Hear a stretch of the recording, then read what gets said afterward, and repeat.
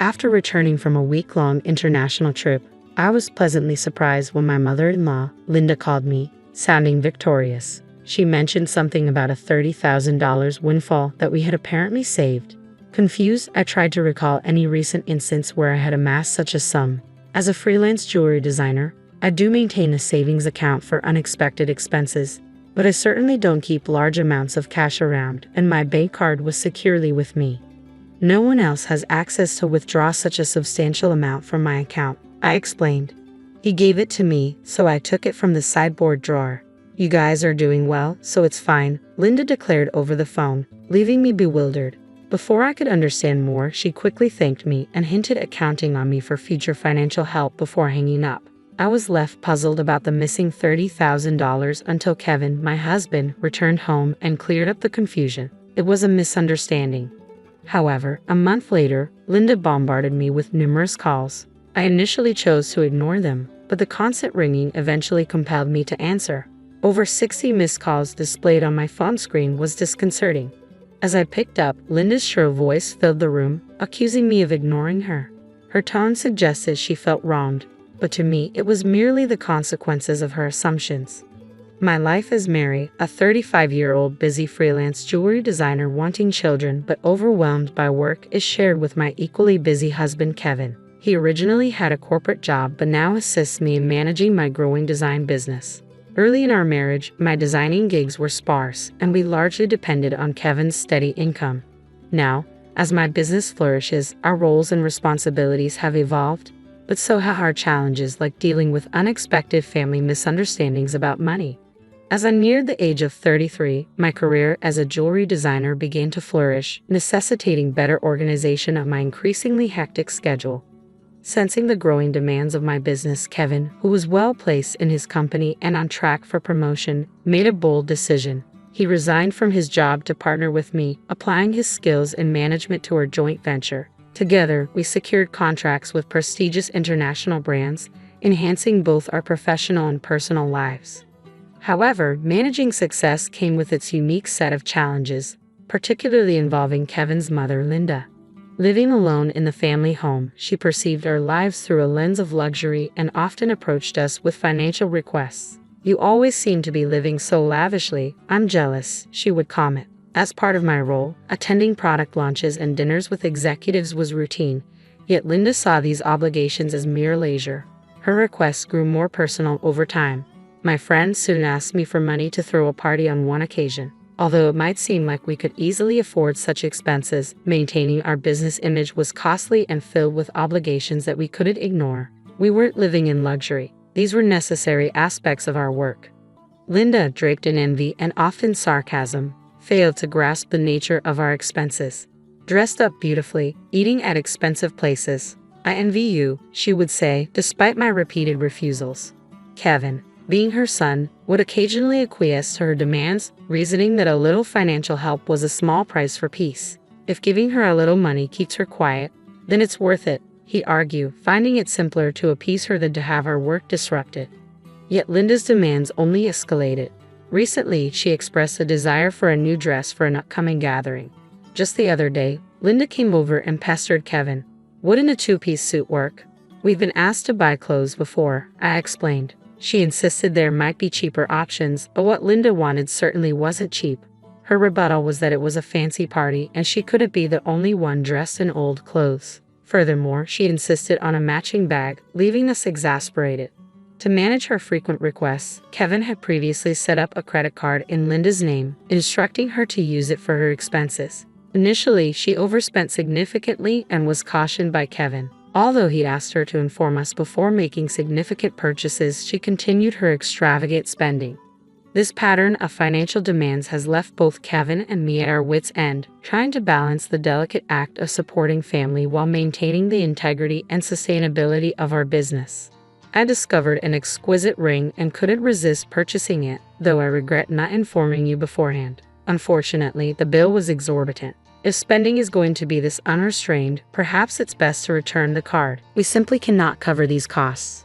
The credit card was in Linda's name, but Kevin was the one managing and paying the bills. Linda seemed to misunderstand the purpose of the credit card, treating it as if it were an unlimited resource. She didn't grasp that every purchase made would eventually need to be paid for. And since the money wasn't coming directly from her own pocket, she continued to use it freely. Recognizing the need to curb her spending, Kevin decided to set a spending limit on her card. This led to Linda storming into her home one day, frustrated and complaining. "What the heck? I couldn't pay for my shopping the other day." We explained that your excessive spending was straining our finances, which necessitated lowering your monthly limit. Kevin replied calmly. "It's still enough, right?" he asked, trying to maintain some peace. "But you two are still dressing up, going to fancy places. How is what I'm doing any different?"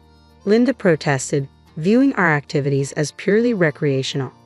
"That's part of our job, Linda. If that's a job, then what I'm doing isn't any different.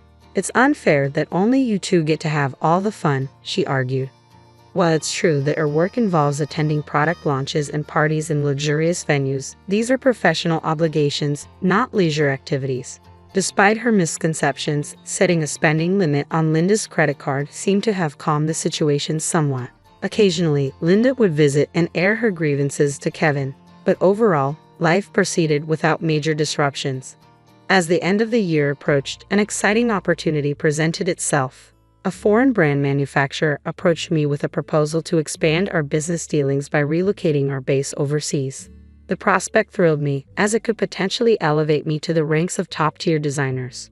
Kevin, ever supportive as my manager, was all for taking the leap.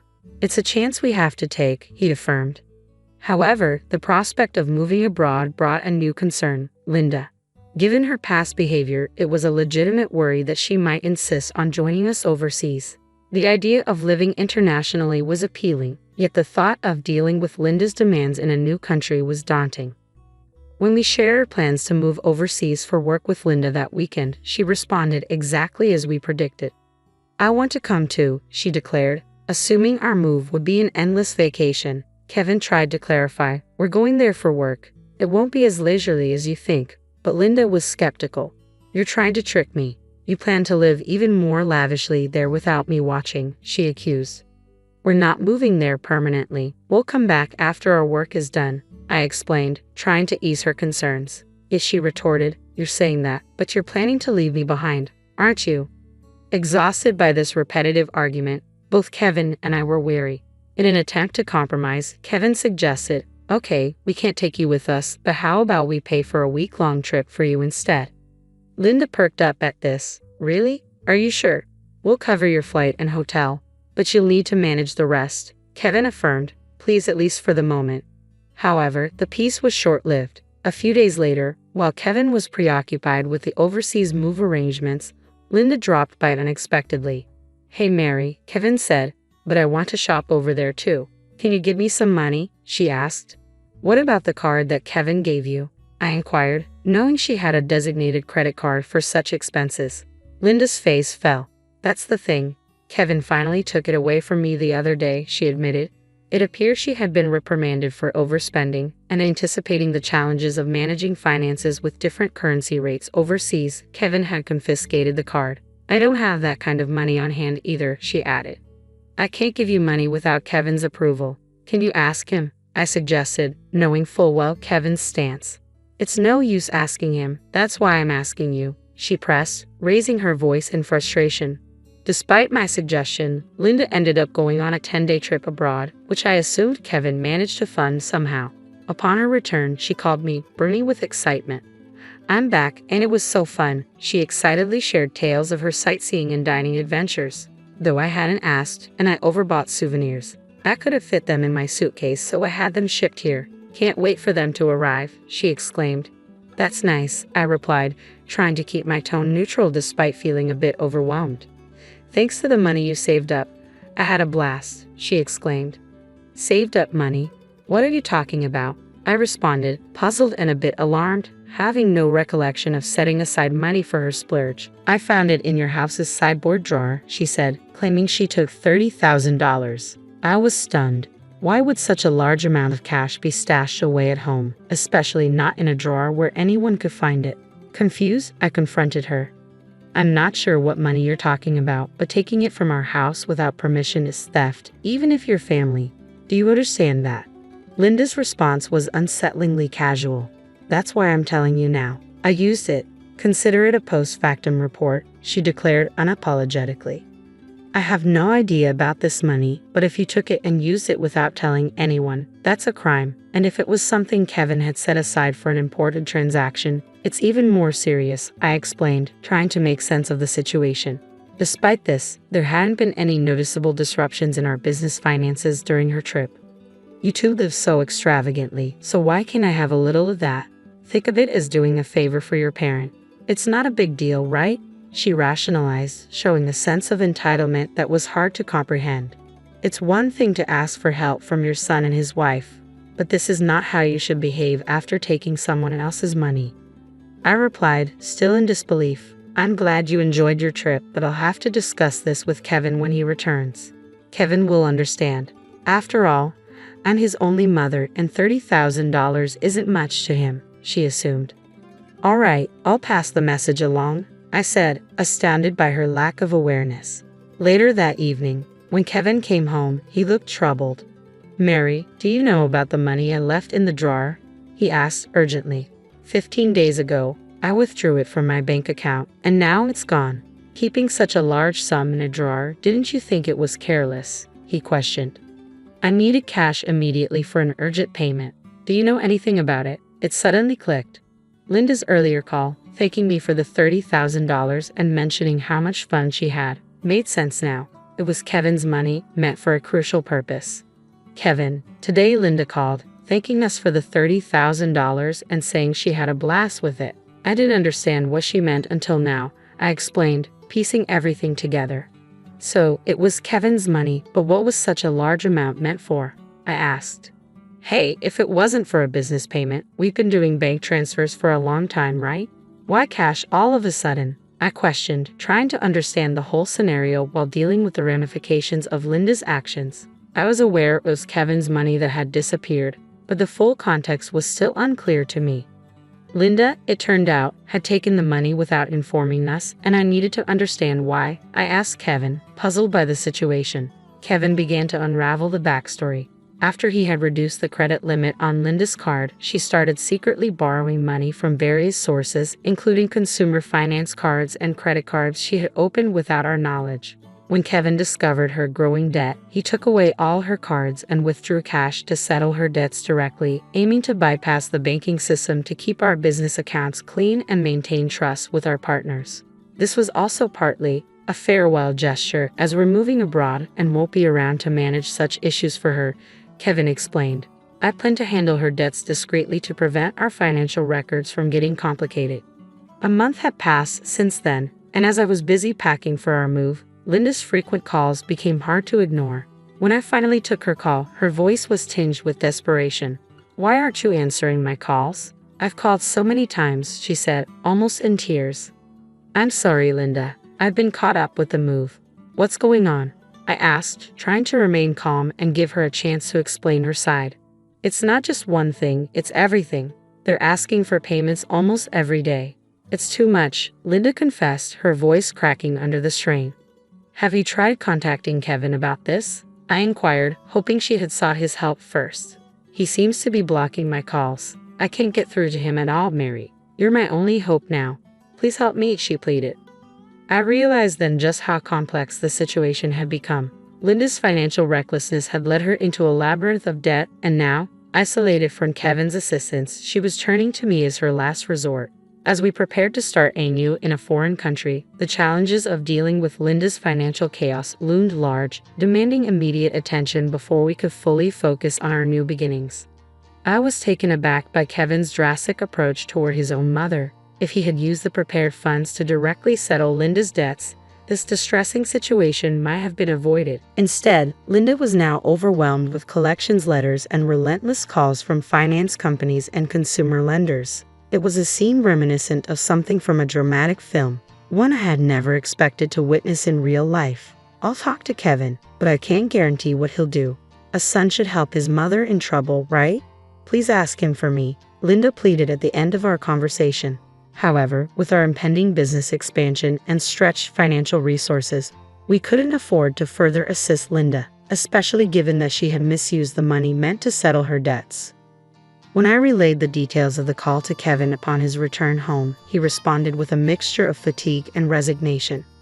I had planned to sort things out before we left, but she squandered that chance herself, he said coldly. Indeed, the money was originally earmarked to clear Linda's debts, but she had instead blown it on a lavish trip, leaving no room for excuses. As Linda's calls persisted, I followed Kevin's lead and set her number to block. Although part of me wished to help her, she was, after all, Kevin's mother. There was nothing I could do if he had chosen to detach from the situation. Meanwhile, the day of our move overseas was quickly approaching, and I still had a lot to pack. Amid the chaos of packing, I discovered another troubling piece of news. Linda had resorted to selling her house to manage her debts. It turned out she had concealed even more liabilities than we knew. The total amount was so substantial that even after selling her property, she couldn't cover it all. The thought of losing the family home where Kevin had grown up is profoundly upsetting. "Hey, our family home is gone. Are you okay with that?" I asked, sensing his sadness. "How can I be okay, but there's nothing we can do," Kevin replied, his voice tinged with sorrow. Losing the house where he grew up must have felt like a great loss, akin to how I felt when I lost my parents' house early in life. In the midst of these complex feelings and the heavy task of packing, we had to come to terms with the fact that some situations were beyond our control and focus on our future. As we prepared to start anew in a different country, the bittersweet reality of losing a family home struck me deeply. Watching Kevin navigate this loss was unlike anything I had experienced before. He had not only lost the tangible structure where his earliest memories were formed, but also his emotional sanctuary. All this while his mother, Linda, was still alive. It's an indescribable feeling, the mixture of loss and displacement, especially under such painful circumstances. I reflected. The impact was profound and complex, far more than mere bricks and mortar. It was about losing a part of one's history and the comfort of a place that no longer exists. Meanwhile, Linda, now residing in a modest apartment, faced the daily grind of managing her debts. Working part-time at her age posed significant challenges. Job opportunities for the elderly were limited, often physically demanding, and less rewarding. This stark new reality was a drastic shift from her previous life of unchecked spending and financial freedom. Though sympathy naturally arose seeing her struggle, it was tempered by the knowledge that her situation stemmed from her own financial imprudence. Life teaches us that actions have consequences, and Linda's case reaffirmed the harsh truth that financial responsibility is crucial at any age. Back in our new environment, our business was thriving beyond our initial expectations. The move overseas had catapulted our brand into the international spotlight, bringing in a flurry of inquiries and offers from various corners of the globe. Every new email and call held potential for expansion and collaboration, which was incredibly exciting yet immensely demanding. However, amidst the professional achievements, our personal lives bore the weight of relentless schedules. The dream of expanding our family seemed like a distant vision, something we hoped to circle back to when the waves of immediate demand subsided. Kevin, juggling multiple roles from logistics to client management, felt this strain acutely. As partners in both life and business, we found ourselves pondering the future and our priorities, wondering how we could align our professional goals with our personal desires. Looking out of our apartment window, taking in the view of the far cityscape with its neon lights blurring into the night, I reflected on the contrast between this vibrant, relentless city that was now our home and the quiet, steady life we had left behind. The complexity of our new life was exhilarating but also daunting, filled with endless tasks and decisions that challenged us at every turn. Navigating this new chapter, I often found myself reflecting on Linda's situation and the broader implications of our familial and financial decisions. It was a continuous learning curve, understanding how deeply intertwined our choices were with the fabric of our lives. Each decision, each sacrifice, and each success shaped not just our immediate circumstances but also the legacy we were building. As we embarked on this new phase of our life, we remained mindful of the delicate balance between achieving professional success and maintaining the relationships that defined who we were beyond our business achievements. My name is Maria. Life was plodding along the same old routine until one rainy Tuesday changed everything.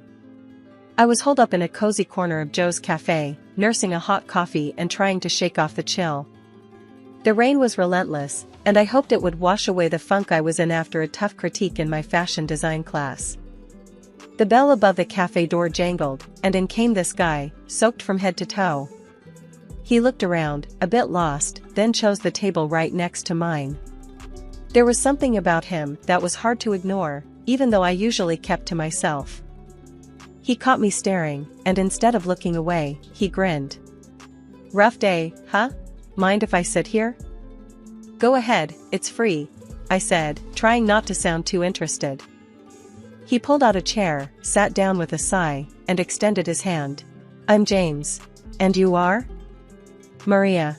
I shook his hand, noting his firm grip. "So, Maria, always this quiet in here?" he asked, looking around the nearly empty cafe. "Usually. Keeps the nosy folks at bay," I replied, raising an eyebrow. He chuckled.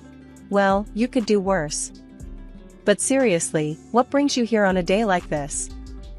"Just hiding from the rain and some critiquing eyes. I'm a dressmaker, or at least I'm trying to be one. Had a tough day at fashion school." "A dressmaker, huh? That's awesome. I'm in sales. Totally different world. But hey, we've all got our battles, right?" "Right," I nodded. His easy demeanor was a welcome change from the usual stress I faced. We ordered another round of coffee, and the conversation flowed as easily as the rain outside. We talked about everything from our jobs to our dreams. James wanted to make it big in sales, always chasing the next big deal. "What about you, Maria? What's your big dream?" he asked, leaning in a bit. "To run my own atelier. I want to design clothes that don't just fit the body, but fit the soul too." Sounds cheesy, huh? Not at all. You'll get there. And hey, if you ever need a brutally honest opinion on your designs, give me a shout. I'm known for my brutal honesty. As the rain tapered off, we realized we'd spent hours talking. "Guess it's time to face the real world again," James said reluctantly. "Yeah, guess so. Thanks for the company, James. It was surprisingly nice." "Same here, Maria. Here's my number. Text me about those designs, or if you just want to escape another critique session," he said, scribbling on a napkin. James and I, we didn't waste any time. We knew we had something special, and before a year had ticked by, we were planning a wedding. It was nothing fancy, just close friends and family in a little chapel downtown. After we got married, things started moving even faster. We found a small apartment, big enough for two, and soon enough, it needed to be big enough for three. Lily came along, and suddenly my dreams of running my own atelier didn't seem so distant. "James, can you believe we're doing this? A family, my atelier, it's all happening," I said to him one night as we sat surrounded by sketches and fabric samples. James was sprawled on the sofa, papers scattered around him, looking every bit the part of a tired sales manager. "It's a lot, Maria. But hey, we're making it happen, right? Just gotta keep pushing." Opening the atelier wasn't smooth sailing. Money was tight, and James's income was hit or miss, depending on the month. But I was determined. I started taking custom orders, sewing late into the night while James would try and pick up extra shifts. It was a grind, but a shared one. "Hey, babe, these electric bills are killing us. Maybe cut back on the late nights?" James would say, half joking, but knowing full well the lights were on for a reason. I'd shoot back, a bit sharper than intended. "Sure, and maybe you could stop buying those fancy suits?" James would raise an eyebrow, then grin. Ouch. Low blow. But fair enough. We both gotta make some sacrifices, huh? Exactly. If we tighten up now, think of where we could be in a few years, I'd respond, softening. I knew he was trying, but so was I, hard. As the atelier began to gain a bit of traction, my relationship with James saw more strain. We were both hustling, but our ideas of hustle looked pretty different. James loved his designer labels, a habit that didn't die with marriage or fatherhood. It was one of those constant nags at the back of my mind, gnawing away. "You buying another watch? Really, James?" I'd snap after seeing a new box on our dresser. "It's not a big deal, Maria. It was on sale," he'd defend himself, his tone defensive. A sale? We need a new sewing machine. That's what we need on sale, I'd retort, frustration bubbling over. These spats became more frequent. They said money problems could break a marriage, and now I understood why. But every time I looked at Lily or walked into my atelier, I felt the fight in me burn brighter. I wasn't just building a business, I was building a future, our daughter's future. As the months rolled by, the atelier started to become what I had dreamed.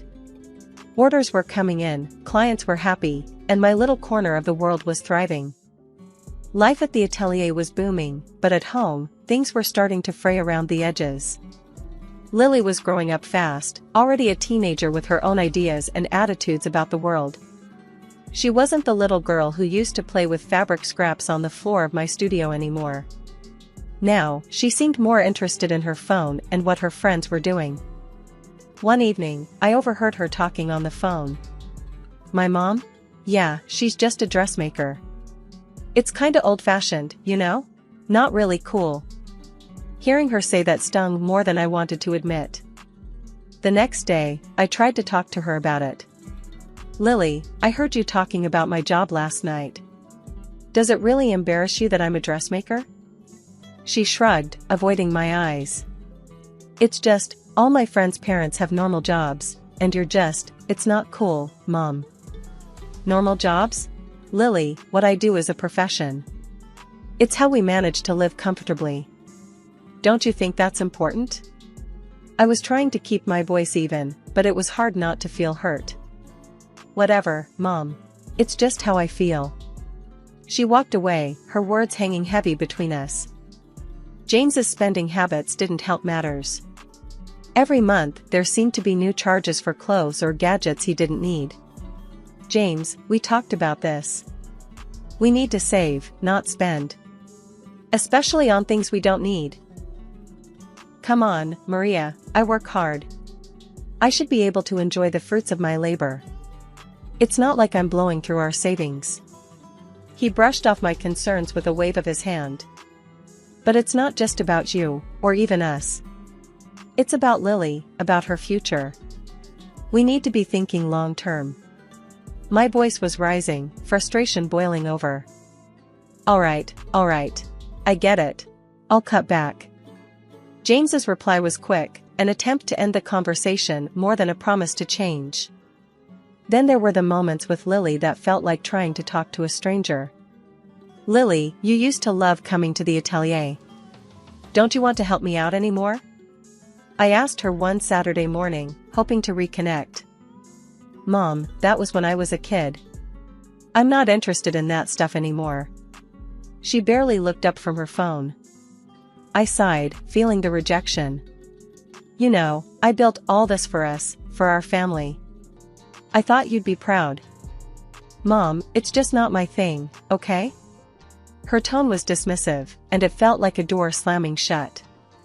One day, scrolling through Lily's phone while she was doing homework, I stumbled across a photo that made me pause. It was Lily and an unfamiliar young woman, both smiling at the camera. Lily, who's this with you in the picture?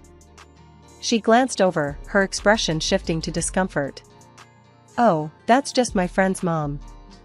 But it didn't stop there. Lily started spending more time with James, often out of the house. Meanwhile, I buried myself in work, barely seeing them. I noticed more photos popping up on social media, Lily, James, and the same woman at various events and beautiful places. It became a pattern, this mysterious woman always there, smiling alongside my family while I was left out, sewing away into the night. Coming home that night felt different. The house was too quiet, and a sinking feeling hit me as soon as I turned the key in the lock. I called out, expecting to hear James or Lily, but there was no response. My heart thudded painfully in my chest as I stepped further inside. The living room light was on. I rounded the corner and stopped dead in my tracks. There, on our sofa, sat James and a woman, the same woman from the pictures. James, what is this? What's going on? My voice came out sharper and louder than I intended. James didn't even have the decency to stand up. He just looked at me, cold and distant. "Maria, this is Helen. She's moving in. We need you to move out." The words were so blunt, so brutally delivered, they nearly knocked the wind out of me. "Move out? This is my home, James. You're asking me to leave my own house?" Helen smirked, crossing her legs and looking around like she owned the place. "Well, it seems like James made his choice, honey. Best to make this easy on everyone and just leave." "Shut up," I snapped, my focus shifting angrily between her and James. "I'm not talking to you. James, how could you do this to us? To your family?" James stood up finally, his expression one of annoyance rather than remorse. "It's done, Maria. I'm done. We're done. Helen is here now, and that's just how it's going to be." I felt dizzy, the room spinning as their words echoed in my head. "And Lily? Does she know about this? Does our daughter know that her father is kicking us out for her?" James shrugged, a cruel indifference settling over his features. "Lily is fine with it. She likes Helen. She understands things you never did. She doesn't want to see you anymore." That hit harder than anything. My own daughter? Siding with this betrayal? I pulled out my phone, my hands shaking, and dialed Lily's number. "Lily, is it true? You really don't want to see me anymore?" There was a pause on the other end, then Lily's voice, cold and distant. "Yeah, Mom, it's true. Helen's cool, you know? She gets fashion, she's fun. Not like you, always stuck with your sewing and clients. You're just old-fashioned." Tears welled up in my eyes as I listened to her words. All those nights I stayed up working, all the sacrifices, it was all for her, for our family. And this was how she saw me? I hung up, my heart shattered into pieces. Helen looked pleased, her confidence swelling as she demonstratively stroked James's back, her smile haughty. I couldn't stand to be in that house another minute. I silently packed up the necessary things, my movements robotic. As I walked out the door, the sobs I had been holding back broke free. The drive to the hotel was blurry through my tear-filled eyes. Sobbing with resentment, I checked into the hotel, feeling lost and betrayed. I woke up in the hotel room feeling like I'd been run over. My head ached from crying, and my eyes were so swollen it hurt to blink. My phone buzzed with a message from Anna, my best friend who worked at a law firm. She had heard about the breakup and was checking in. Meeting Anna at a nearby cafe, I tried to compose myself, but as soon as I saw her concerned face, the dam broke again. "Maria, oh my God, are you okay? What happened?" Anna reached out, her voice full of worry as she grabbed my hands across the table. I shook my head, my voice a whisper. "James, he's with someone else. Told me to get out of our home. And Lily, she's siding with him, Anna." Anna's face hardened. "That's just cruel, Maria. You don't deserve any of this. You need to fight back, and I know just the person who can help." I blinked, taken aback. "A lawyer, you mean?" "Yes, the best divorce lawyer in the city. I've seen him in action, Maria. He's tough, smart, and he doesn't let anyone push his clients around. I'll call him right now if you want." "Do you think I can afford him, though, with everything going on?" Anna waved off my concern. "He's worth every penny, and I'll help you with the costs if it comes to that. No one messes with my best friend and gets away with it." Encouraged by her fierce loyalty, I nodded. "Okay, call him. I want to see James regret what he's done to me and Lily." Anna quickly dialed and spoke briefly with someone on the other end. After she hung up, she smiled. "He can meet us tomorrow. He said to bring anything that might help your case." The next day, meeting the lawyer felt like stepping into a new chapter. His office was stark but impressive, and his handshake was firm. "Mrs. Richardson, I've been briefed by Anna. I assure you, we're going to sort this out. Now, tell me everything." As I recounted the details, the lawyer took notes, his expression growing more intense. "Your husband's actions constitute not only infidelity but also financial betrayal. We can fight for not only your marital home but also adequate support for you and your daughter. Thank you, I just want what's fair. For me and my daughter. Of course. Now, about your financial situation, do you know if your husband has been diverting family funds for his affair? I don't know. I've been too shocked to look into it. We'll get on that right away. If he's been using marital assets to fund his lifestyle with this other woman, that strengthens your case considerably. After the meeting, I went straight to the bank to pull up the bank statements the lawyer requested. My heart sank as I scrolled through the numbers. The savings account that I had earmarked for Lily's education and our retirement was nearly empty. Transactions showed payments for jewelry, expensive restaurants, and trips, none of which were for me or Lily. I gasped, the realization hitting me hard. I had been robbed blind. Back at the lawyer's office, I showed him the statements, my hands trembling. Look at this. It's all gone. He spent it all. The lawyer's eyes narrowed as he reviewed the documents. This is outright theft, Maria. We will definitely get this back. He's not going to get away with it. Before the courtroom drama even began, my lawyer tried to ease the tension and the potential fallout by offering to conclude a settlement agreement. He thought it might be best for everyone, especially Lily, to avoid the spectacle of a trial. But James flatly refused. He was convinced he could win in court and wouldn't budge. I had a heart-wrenching meeting with James and Lily right before we were set to appear in court. During this meeting, Lily dropped a bombshell. I want to live with Dad and Helen, not you, Mom. James and Helen laughed, their happiness piercing my heart like a dagger. It was excruciating to hear, but I swallowed the pain and told her. I respect your decision, Lily. The air in the courtroom was thick with tension as I walked in, seeing James sitting confidently with Helen and Lily by his side. My lawyer gave me a reassuring nod as we approached our table, ready to face whatever came our way. Remember, stay calm and stick to the facts, he whispered as we sat down. The judge entered, and the room fell silent. We are here to address the dissolution of marriage between Maria Richardson and James Richardson. Mrs. Richardson has also brought forth claims of financial mismanagement. We will proceed with the opening statements. James's lawyer was the first to speak. Your Honor, we contend that Mrs. Richardson's claims are exaggerated. My client has been a good husband and father, and any financial issues were mutual decisions. We seek a fair division of assets and primary custody of their daughter for Mr. Richardson. His words made my blood boil, but I kept my face neutral. My lawyer stood, his voice clear and commanding. Your Honor, we will demonstrate that Mr. Richardson not only committed adultery but also deliberately misused family funds, significantly harming Mrs. Richardson and their daughter's financial security. We seek the marital home, full custody of their daughter, and appropriate financial restitution. The evidence presentation was grueling. I watched as bank statements, receipts, and photos were displayed, each one a stab at the life I thought I had.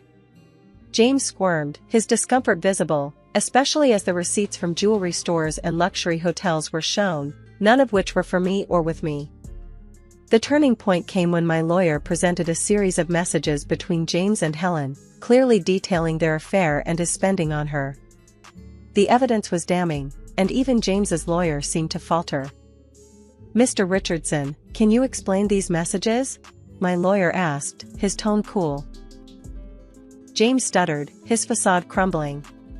It was just a fling. It didn't mean anything. I wasn't using family funds for. Your Honor, the bank statements disagree. My lawyer interjected, showing the court the detailed transactions that James couldn't explain away. In his closing statement, my lawyer was resolute. Mrs. Richardson trusted her husband to honor their shared life and responsibilities. Instead, she and her daughter were betrayed. We ask for a ruling that reflects the gravity of Mr. Richardson's actions. James and Helen were silent as the courtroom buzzed around them. The judge nodded, taking in all the information before adjourning the session. The courtroom was packed on the day of the final hearing, the air heavy with anticipation. I sat there, hands folded in my lap, trying to keep my nerves in check. James, Lily, and Helen were on the other side, looking confident and smug. The judge cleared his throat and began reading the decision. In light of the evidence presented, I am awarding the marital home to Mrs. Richardson, along with financial compensation from Mr. Richardson for the misappropriation of family assets.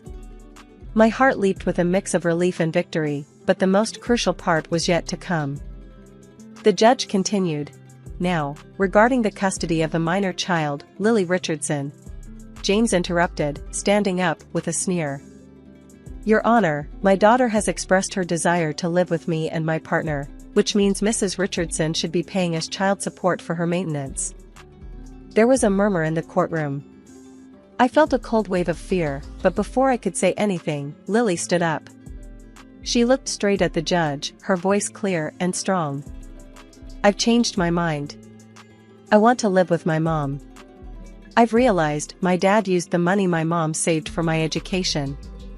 I was wrong before. My mom is the best. She's smart and modern, and I want to be with her. The courtroom fell silent. James's face dropped, his smug smile wiped away in an instant. Tears of happiness and relief rolled down my cheeks as I listened to Lily's words. The judge nodded, looking impressed by Lily's courage. The court respects the minor's wishes. Custody of Lily Richardson will be granted to Mrs. Richardson. Furthermore, Mr. Richardson will provide child support payments. James slumped back into his seat, defeated. The judge concluded the proceedings, and as we walked out of the courtroom, I pulled Lily into a tight embrace. I love you so much, Lily. I'm so proud of you. As we exited, we saw James and Helen arguing heatedly. Helen's voice was shrill as she berated him. I don't need a loser who's broke. I'm finding someone who can actually provide for me. With that, she stormed off, leaving James standing there, utterly alone and broken. A few months after the dust had settled and our lives began to find a new rhythm, a bit of unexpected news found its way to me. Turns out, James was fired from his job not long after the court's decision. He struggled to find work for a good while, which was something I heard through the grapevine. When he finally did land a job, it was as a handyman. The days of fancy suits and expensive shoes were behind him. With that chapter behind us, life in our new home felt like waking up to a new world. Mom, I was thinking. Lily started, her spoon clinking against her cereal bowl. Why don't we do something big with the atelier? Like, really shake things up? I smiled, sipping my coffee. What do you have in mind? Maybe we could start online classes, teach people how to sew and design. Share what you've taught me. It could be a whole new part of our business, she suggested, her eyes bright with excitement. As we talked, the seeds of our new project took root. We spent the weekend mapping out our ideas, turning the atelier into a buzzing hub of creativity and innovation. The next few months were a whirlwind. We launched our website, and the response was overwhelmingly positive. People from all over signed up for classes, eager to learn from us. The sense of community was palpable, even through the screen. Our lives had settled into a comfortable rhythm, filled with fabric swatches and video tutorials. The atelier was thriving, and so were we. But something was still missing, and I knew exactly what it was. One sunny afternoon, I broached the subject with Lily. How would you feel about moving to a bigger place? Somewhere with more space for both our home and the business? Lily's eyes lit up. Really? Could we? I've been saving up, and with the business doing well, I think it's the perfect time. We could use a fresh start, don't you think? Absolutely, Mom. Let's do it. She agreed without hesitation. So, we began house hunting, eventually finding a charming little house in the suburbs, with plenty of room for both our living quarters and a spacious new atelier. Moving day was a flurry of boxes and laughter, the excitement palpable as we set up our new home.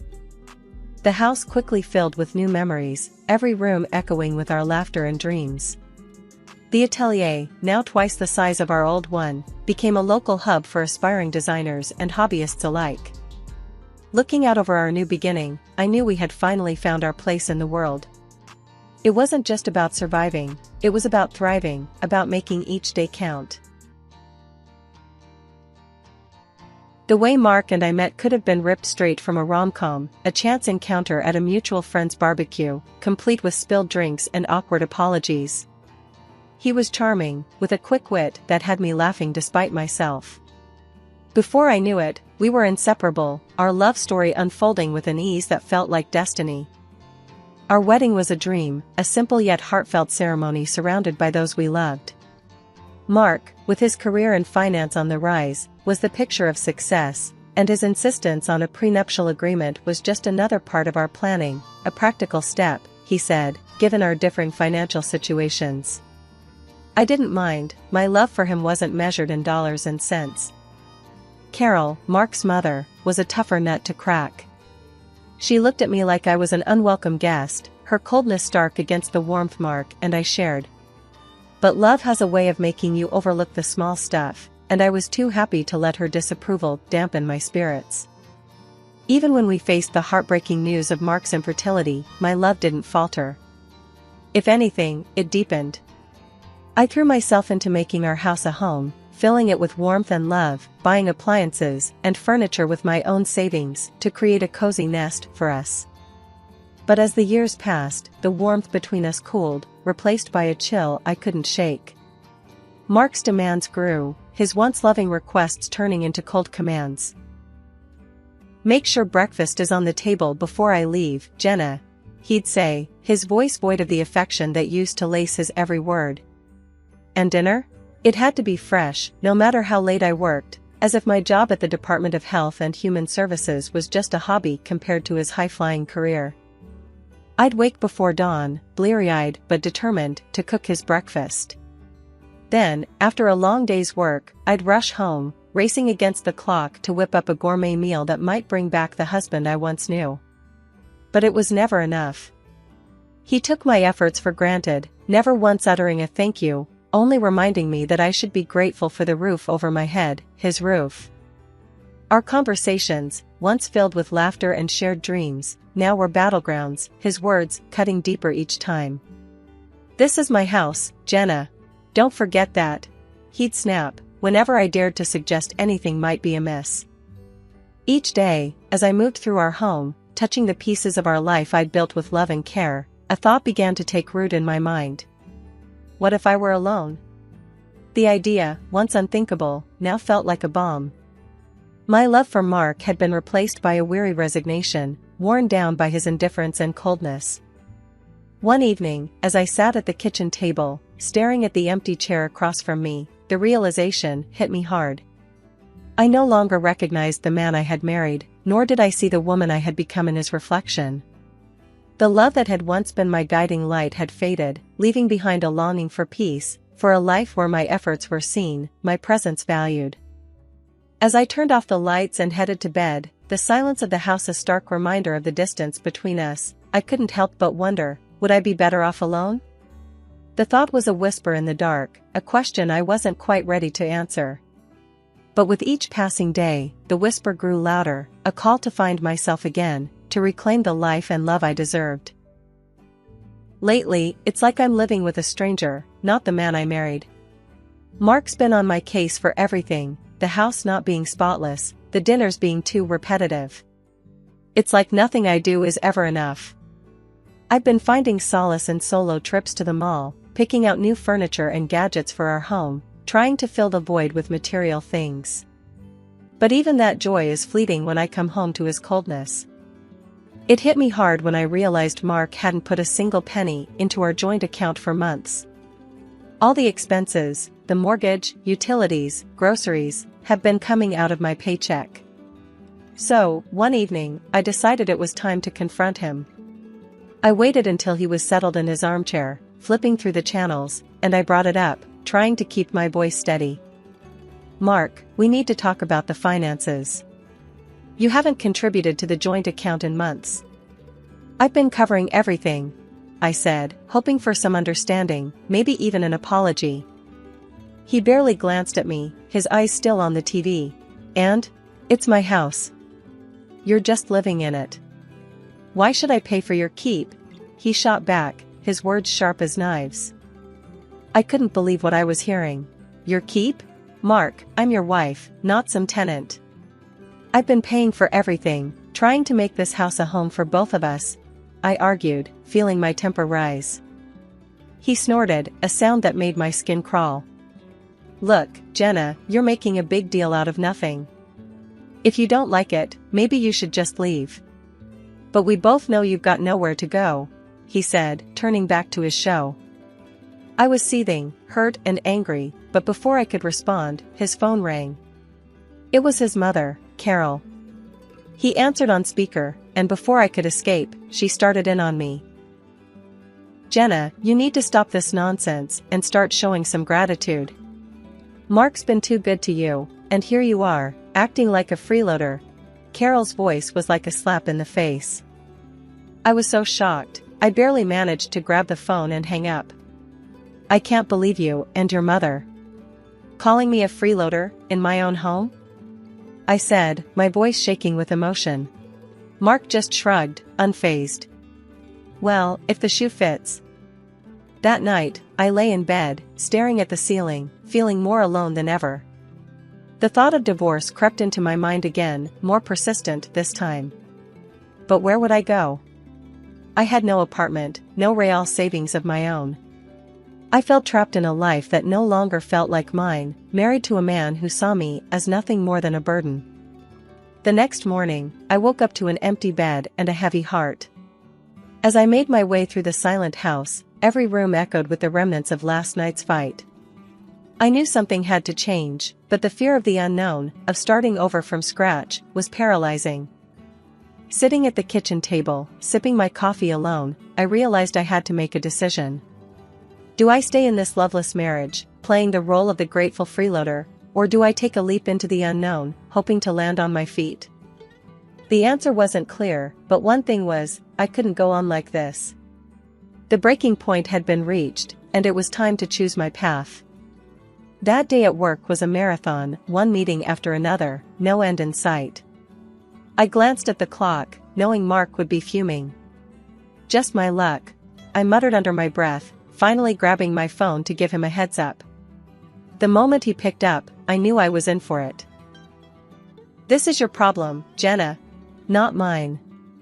You should have been here, cooking dinner, not playing around at work.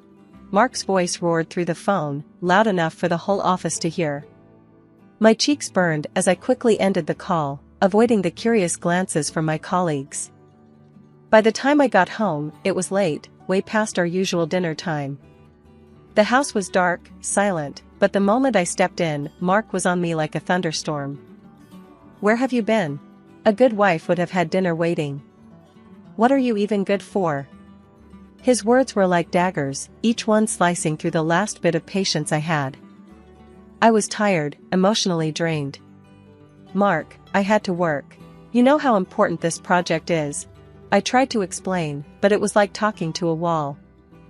A bad wife and a terrible hostess. That's what you are. He continued, his voice reaching a pitch I'd never heard before. You know what? I've had enough. Pack your things and get out of my house. I stood there, shocked, as he shoved the divorce papers in my hands. You'll be homeless without me, he said with a cruel laugh. Something inside me snapped. All the years of bending backward for him, trying to be the perfect wife, vanished. Living in a shelter would be better than enduring one more day with you. I shot back, my voice steadier than I felt. Without another word, I signed the papers, my hand not shaking even a bit. I packed my things into a suitcase, the weight of my decision settling in. As I looked around the house, our house, it no longer felt like home. It was just a building, filled with broken promises and shattered dreams. I booked a room at a nearby hotel, a temporary refuge from the storm. Lying in the unfamiliar bed, I realized this was the first night in years I didn't have to worry about what Mark wanted for dinner or if the house was clean to his standards. It was just me, and strangely, it felt like a weight had been lifted. The decision to leave was hard, maybe the hardest I'd ever made. But as I drifted off to sleep, a part of me felt excited for what the future might hold. For the first time in a long time, I was in charge of my own destiny, no longer tied to someone who saw me as less than. Tomorrow, I would start anew, and whatever challenges lay ahead, I was ready to face them head-on. After the whirlwind of leaving Mark and finding myself in a hotel room, the reality of my situation began to sink in. It wasn't long before I got a call that would have once sent me spiraling. It was Carol, Mark's mom, her voice dripping with something like glee. "Jenna, dear," she practically sang into the phone. "I just heard the wonderful news. My boy has finally come to his senses and divorced you. I'm popping champagne tonight. It's a celebration, dear. He made a huge mistake marrying you, and now it's corrected." Her words, meant to wound, barely scratched the surface. I was past caring what Carol thought. "Time will tell, Carol. Time will tell," I replied calmly, a sense of detachment washing over me. I hung up, a small smile playing on my lips. For the first time in years, her barbs couldn't touch me. A week of navigating through my new reality had passed when I decided to open up to my boss about everything. The burden of pretending everything was fine was too heavy to bear alone. I expected sympathy, maybe some understanding, but what I got was a lifeline. "Jenna, I'm so sorry you're going through this, but there might be something that can help," she said, her tone shifting from comfort to businesslike. "There's a municipal housing program designed for situations like yours. It offers affordable housing solutions to those in need. I think you should apply. I'll help you." Her offer was a beacon of hope in the overwhelming darkness I'd been navigating. With her guidance, I applied for the program, and to my surprise, I was accepted. The relief was immediate. It was like I could finally breathe again. Now, I'm renting a small apartment, modest, but mine. It's quiet, peaceful, a stark contrast to the life I left behind. There's no need to tiptoe around in the mornings, no ungrateful husband to cook for or clean up after. It's just me, and it feels liberating. Sitting in my new living room, surrounded by boxes yet to be unpacked, I couldn't help but reflect on the journey that led me here. It's been tough, filled with moments of doubt and fear, but also moments of unexpected kindness and newfound strength. For the first time in a long time, I'm excited about the future. I've got a blank canvas in front of me, and I'm ready to start painting a new life, one where my happiness doesn't depend on anyone else. It's a new beginning, and I'm here for it, ready to see where this next chapter takes me. It had been a quiet few months since I started over, finding peace in the simple routines of my new life. Then, one afternoon, as I was enjoying a rare moment of calm, my phone erupted into a cacophony of rings. The screen flashed a name I hadn't seen in ages, Carol, my ex-mother-in-law. My heart sank. "Why now?" Bracing myself, I answered, "Hello? Jenna, you need to come back to Mark this instant." Carol's voice screeched through the speaker, so loud I had to pull the phone away from my ear. I sighed. "Carol, why would I ever do that?" The question was rhetorical, more for myself than for her. "Because he's in trouble, that's why. That fool of a son of mine bought shares years back, took out loans, and now? He's up to his neck in debt. It's a disaster, and you need to help him sort it out." Her voice was a mix of anger and desperation. I couldn't help but laugh, not out of amusement, but sheer disbelief. Help him? "Carol, do you remember the prenup? The one Mark was so eager to have? It says clearly that I'm not responsible for his debts. And let's not forget, we're divorced. His financial mess isn't my problem." There was a sharp intake of breath on the other end. "Ungrateful girl. After everything we've done for you, you're just going to abandon him?" Her tone was accusatory, as if I had committed a grave sin. "Everything you've done? Carol, let's be clear. The only thing you and Mark ever did was make my life miserable. And as for abandoning him, remember, he kicked me out. He made it clear I was no longer welcome in his life or his house," I retorted, my patience wearing thin. "You'll regret this, Jenna. You think you're better off without him, but you're making a huge mistake. she spat out, her voice venomous. I took a deep breath, finding a calm I didn't know I had. Carol, I've spent too much of my life living in regret and fear because of you and Mark. I'm done. Mark's debts are his own doing. It's time he learns to deal with his own mess. I'm moving on with my life. Goodbye, Carol. With that, I ended the call, a sense of finality washing over me.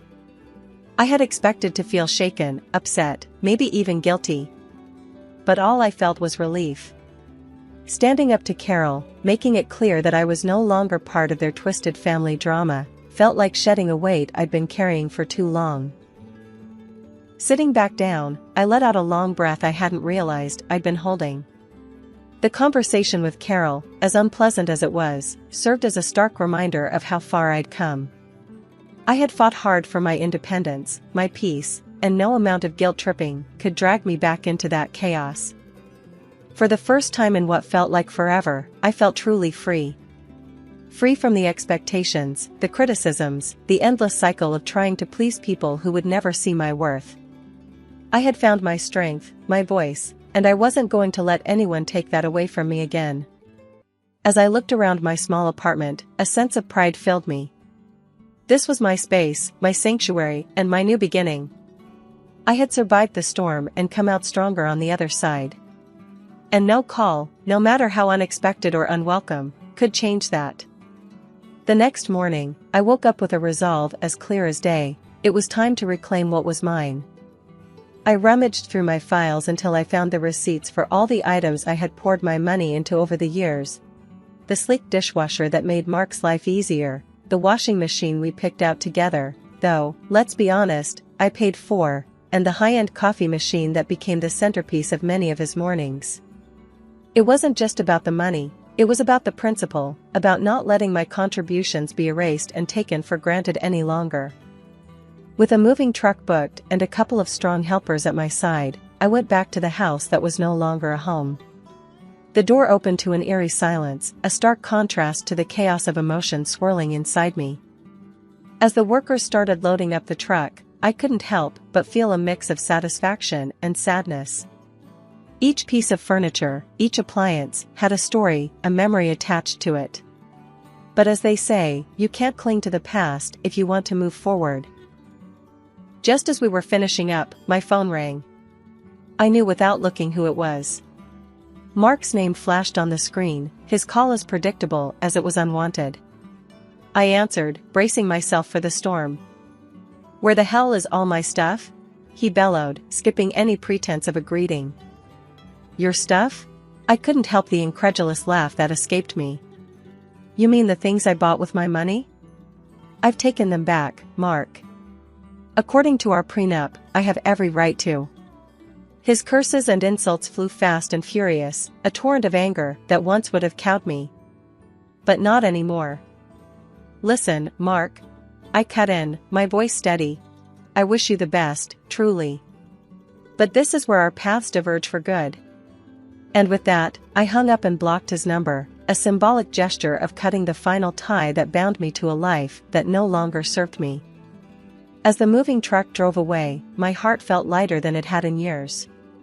This wasn't just about reclaiming my possessions, it was about reclaiming my life, my independence, and my self-worth. I knew there would be challenges ahead, but for the first time in a long time, I felt ready to face them head-on my own terms. 6 months down the line, life's taken a turn I hardly dared dream of. I've snagged myself a cozy apartment in a neat part of town, all thanks to this social program my boss tipped me off about. The deal was sweet, a manageable down payment with tiny payments stretching out over the years.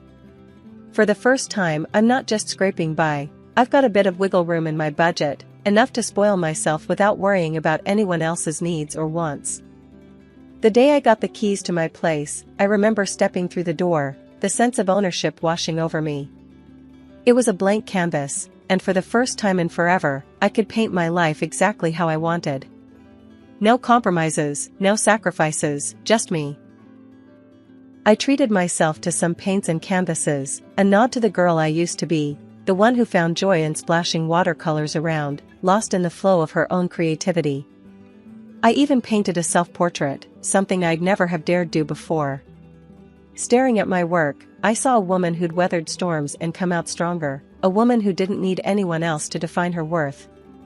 It was like I was seeing myself clearly for the first time, beautiful, self-sufficient, and yeah, a bit selfish, but in the best possible way. And then there's Max, my little bundle of joy, a scrappy little dog with eyes too big for his face and a heart just as oversized. Adopting him felt like the final piece of my new life clicking into place. We've become a team, exploring the neighborhood, making the apartment our home. One evening, as Max and I were curled up on the couch, my phone buzzed. It was a text from a friend I hadn't seen since the divorce storm hit. "Heard you're doing well. Coffee sometime?" I smiled, typing out a reply. "Yeah, life's good. Coffee sounds great. My place, actually. I've got some art to show off. Look at you, all artsy and independent. Can't wait to see it. And meet Max, of course," came the reply. Laughing, I set the phone down, looking around my little apartment, my sanctuary. It's funny how life works out. Once, I thought I needed a husband, a big house, and a certain lifestyle to be happy. Now, I've got a small apartment, a dog, and my art, and I've never felt more fulfilled. "Max, buddy," I said, scratching behind his ears. "We're doing just fine on our own, aren't we?" He barked in agreement, and I laughed, feeling a surge of gratitude for my independence, for the struggles that brought me here, and for the simple joys that filled my days now. This was happiness, unfiltered and undiluted, and it was all mine. Life's taken a turn I could have never predicted a year ago. Just the other day, while having my morning coffee and scrolling through the news on my phone, I stumbled upon a headline that stopped me cold. My ex, Mark, had been declared bankrupt. His house, the one he was so proud of, the one he kicked me out of, had been sold off to cover his debts. Now, he's back living with his mom, Carol. I couldn't help the small, satisfied smile that crept up on my face. Breaking free from him was the best decision I ever made. These days, my mornings are spent wandering the park with Max, my loyal little sidekick. The fresh air, the peaceful quiet, it's a far cry from the tense, stifling atmosphere of my old life. And it's not just the walks, I found a new passion that's breathed life into my world, painting. I joined the local amateur artists club on a whim, thinking it'd be a casual hobby. But it quickly grew into something more. I started exhibiting my paintings at local shows, the vibrant colors and bold strokes a reflection of my newfound freedom and joy. At one of these exhibitions, my path crossed with someone unexpected. I was standing beside one of my pieces, a watercolor that I felt particularly proud of, when a man approached. He studied the painting with an intensity that made me curious. "That's quite beautiful," he said, nodding towards the canvas. "Did you paint this?" I couldn't hide my grin. "Yeah, I did. Thank you." We got to talking, and it turned out we had a lot in common. Before I knew it, we were sitting in a nearby cafe, chatting over coffee like old friends. He was easy to talk to, with a warmth and a sense of humor that I'd missed in my interactions for so long. He even bought my painting. "I want to see this first thing every morning," he said. "It's inspiring." That coffee turned into dinner a few days later, and then into walks in the park, Max trotting alongside us. He introduced me to his kids, two bright sparks, who welcomed me with open arms and laughter. It felt natural, easy, like a piece of my life that had been missing without me even realizing it. One evening, after the kids had gone to bed and we were sitting on his porch, he turned to me. "You know, I'm really glad I bought that painting," he said, his voice soft in the twilight. I smiled, leaning my head on his shoulder. "Me too. It's funny how things work out." It got me thinking about how far I'd come, from feeling trapped and hopeless to standing on the cusp of something beautiful, something new. I was free from the shadows of my past marriage, ready to dive into the future, whatever it might hold. As Max and I continued our morning walks, I found myself reflecting on the journey. The pain, the struggle, it all led me here, to a place of peace and potential. I was ready to embrace whatever came next, open-hearted and free. Life, it seems, has a way of surprising you, of turning the page when you least expect it. And as I walked, the sun breaking through the trees, I couldn't help but feel grateful for every twist, every turn that brought me here. Ready for a new chapter, I stepped forward, into the light. I'm Milena, and until my 30th birthday, the most exciting part of my life was when the accounting firm I worked for decided to switch from PC to Mac. Yeah, not exactly headline stuff. But then, at a friend's birthday bash, everything changed. That night, I stood at the corner of a cramped living room, clutching a soda and feeling awkward in my too tight dress. The music was loud, way too loud for conversation, but apparently just right for him, Mark. He was a head taller than most, which was probably why he spotted me. He sauntered over with a confidence that made my heart skip. "Hey, you're Milena, right?" His voice was clear, even over the thumping bass. Yeah. And you are?" I sipped my drink, trying to look calmer than I felt. "Mark. I've seen you around. Mind if I join you?" He didn't wait for an answer, just took it as a given and stood next to me. "Not at all," I said, my voice nearly lost to the latest pop hit blaring through the speakers.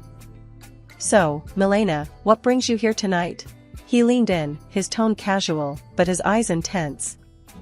"Just here to celebrate Sarah's birthday. You know her long?" "Yeah, went to college with her. She keeps inviting me to these things." He shrugged. "Can't say no, can I?" We laughed, and it felt natural, easy. "I get it. I work with her. She's kind of hard to say no to." "An accountant, right?" she mentioned. He nodded like he knew all along. "That's right. Numbers are my game," I joked, though I usually found nothing funny about spreadsheets. "Sounds thrilling." He grinned, and I couldn't tell if he was mocking me or not. "Oh, absolutely. It's all wild parties and high stakes in the accounting world." We laughed again, and that's when I felt it, the ease of talking to someone who seemed genuinely interested in what I had to say. It was a new feeling, exciting and a bit scary. "You want to grab some air?" he suggested, tilting his head towards the backyard. I nodded, grateful to escape the noise. Outside, the cool air was a relief. "So, what's a guy like you doing in a place like this?" I asked, trying to sound smoother than I felt. "Just looking for a good time, I guess. And maybe someone cool to hang out with," he said with a smile that made his eyes crinkle at the corners. We talked about everything and nothing, movies, books we liked, how he was into graphic design but stuck at a corporate gig he didn't love. It was as if we'd known each other for years. As the night wound down, he pulled out his phone. "Can I get your number? I'd really like to see you again, Milena." I hesitated, not used to this kind of attention, but something about him felt right. "Sure," I said, punching my number into his phone. He smiled, his whole face lighting up. "Great. I'll call you. We should go out, just the two of us." "Sounds good," I managed, my stomach doing flips. I watched him go, a part of me still in disbelief that this was my life now. Maybe turning 30 wasn't so bad after all. Maybe it was just the start of something truly great. The days after Mark's call felt like a blur. Before I knew it, I was getting ready for our first date. My nerves were all over the place. It wasn't like I had much experience in this department. I chose a simple blue dress, nothing fancy, but hoped it did the trick. Mark picked me up at 7 sharp. His car was a clean, well-kept sedan, nothing flashy, but it suited him. As I got in, he flashed me a smile that could knock you sideways. "You look great, Milena." "Thanks," I mumbled, my face probably red as a tomato. "You look nice too." Dinner was at this cozy little Italian place he knew. The food smelled amazing, but my stomach was doing somersaults. We ordered pasta, him with some fancy sauce and me with plain old marinara. "So, Milena, tell me something about you that no one else knows," he said, twirling his spaghetti expertly onto his fork. I chuckled, playing with my food more than eating it. Well, I'm pretty boring. But I guess not everyone knows I can solve a Rubik's Cube in under 1 minute. He raised his eyebrows. Really now? That's pretty cool. You'll have to show me sometime. Sure, I said, starting to relax a little. What about you? Any hidden talents? I make a mean breakfast burrito, he boasted with a grin. Best you'll ever have. I'll take your word for it. Maybe you can prove it sometime, I teased. The conversation flowed, and for the first time in a long time, I felt like I was exactly where I was supposed to be. The next few weeks were a whirlwind. We saw each other constantly. Mark would come over after work, where I'd meet him for lunch near his office. He introduced me to his favorite spots around town, little nooks I'd never noticed before. It was like seeing the city for the first time. Things took a serious turn when he invited me to meet his parents, Jack and Mary. They lived in a small but cozy house filled with photos and knickknacks. Mary hugged me the second we walked in. "Oh, we've heard so much about you, dear," she said, squeezing my shoulders. "Mark, she's lovely." "Thanks, Mom," Mark said, and I could tell he was pleased. We sat down to dinner, and the conversation was nonstop. "So, Milena, Mark tells us you're an accountant. That must be interesting," Jack said, passing me the potatoes. "It has its moments," I replied. "Mostly just numbers, but I like the order of it." "And how's your family?" Mary asked, genuinely interested. "They're good, thanks. My dad's a businessman, always busy, but he's been really supportive of me." It was all happening fast, sure, but it felt right. It was as if everything in my life had been leading up to this, meeting Mark, feeling like someone finally saw me for who I was, not just some plain Jane accountant. One evening, a few months into our whirlwind romance, we were walking along the riverbank. The city lights reflected off the water, and it was pretty, in a postcard kind of way. "Milena, I've been thinking," he started, stopping and facing me. "Yeah?" I asked, my heart starting to race. "I don't want to wait any longer.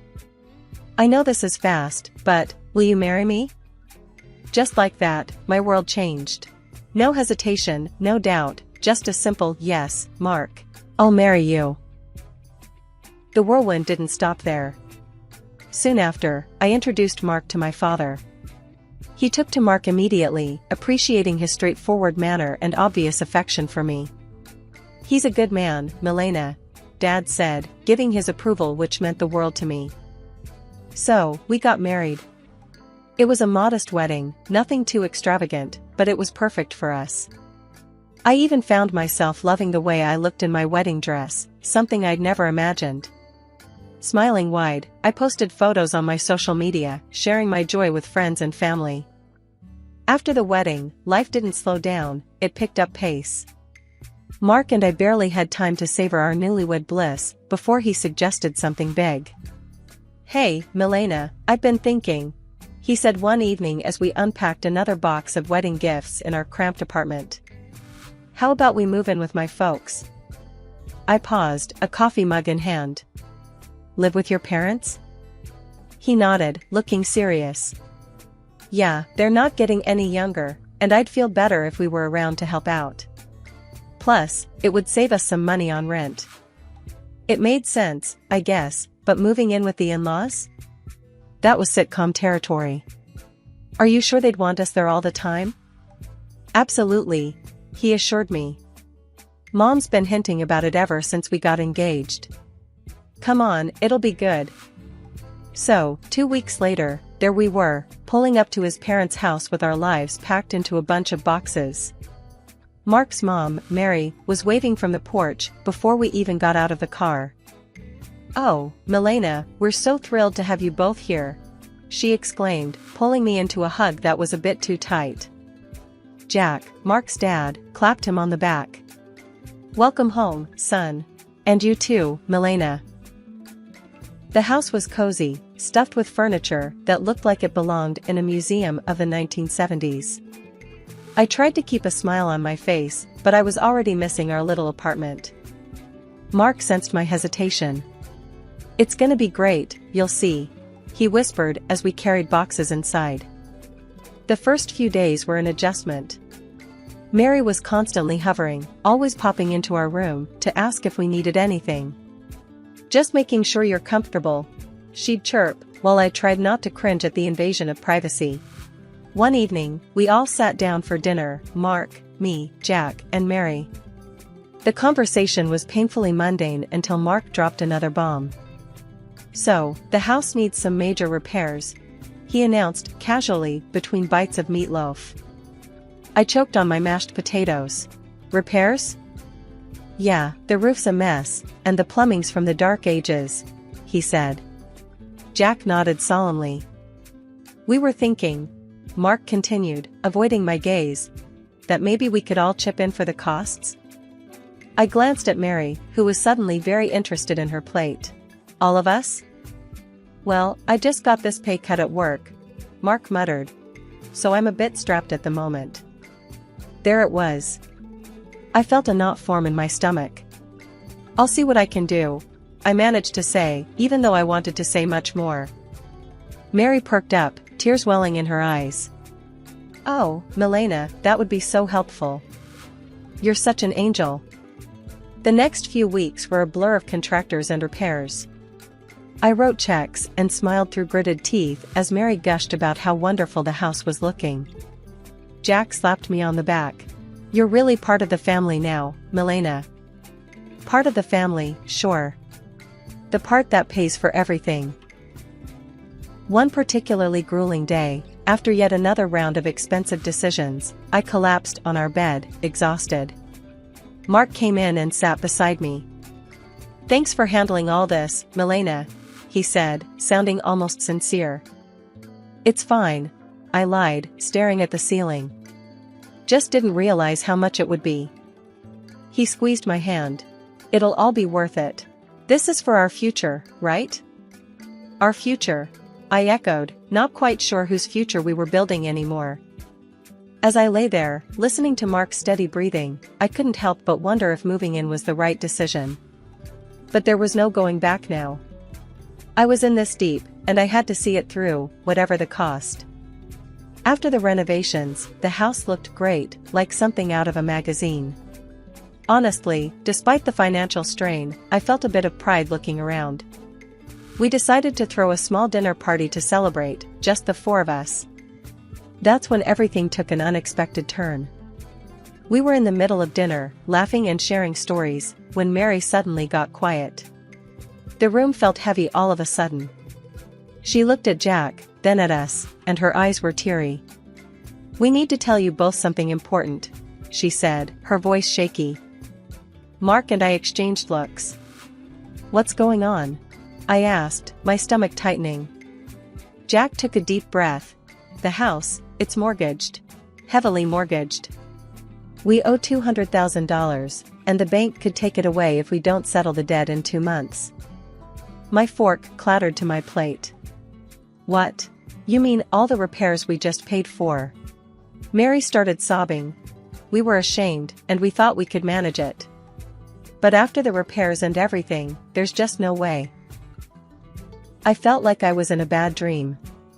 All the money, all the effort, it was for a house that wasn't even secure. "So what are you saying now?" My voice was sharper than I intended. "Well," Mark started, his eyes avoiding mine. "I was hoping, maybe, Milena, you could talk to your father." "Are you serious?" I snapped, my voice rising. "Ask my dad for $200,000? It's just, after his help, the house would be secure. For us, for our future," Mark pleaded. Mary's sobbing grew louder, making me feel like the villain in this crazy drama. "Please, Milena. It's our home. We've spent decades in this house." I was furious, but the tears and the pleading wore me down.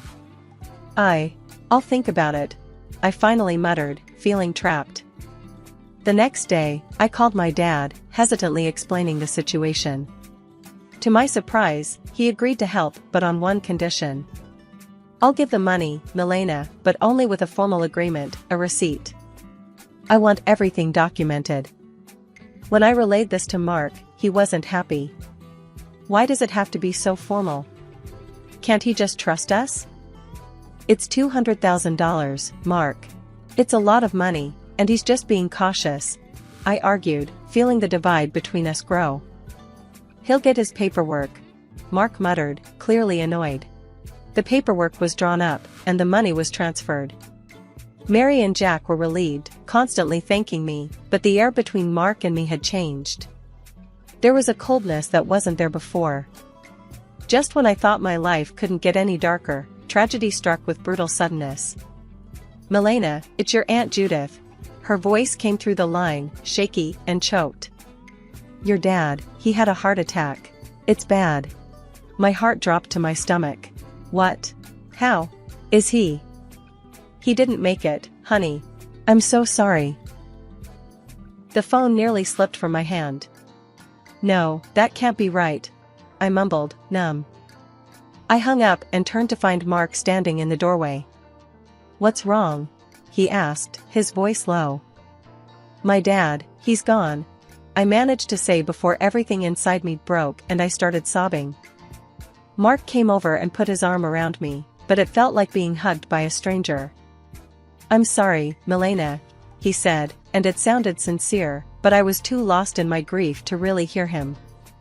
Exhausted from another long day of funeral planning and negotiations with the agency, I came home earlier than usual.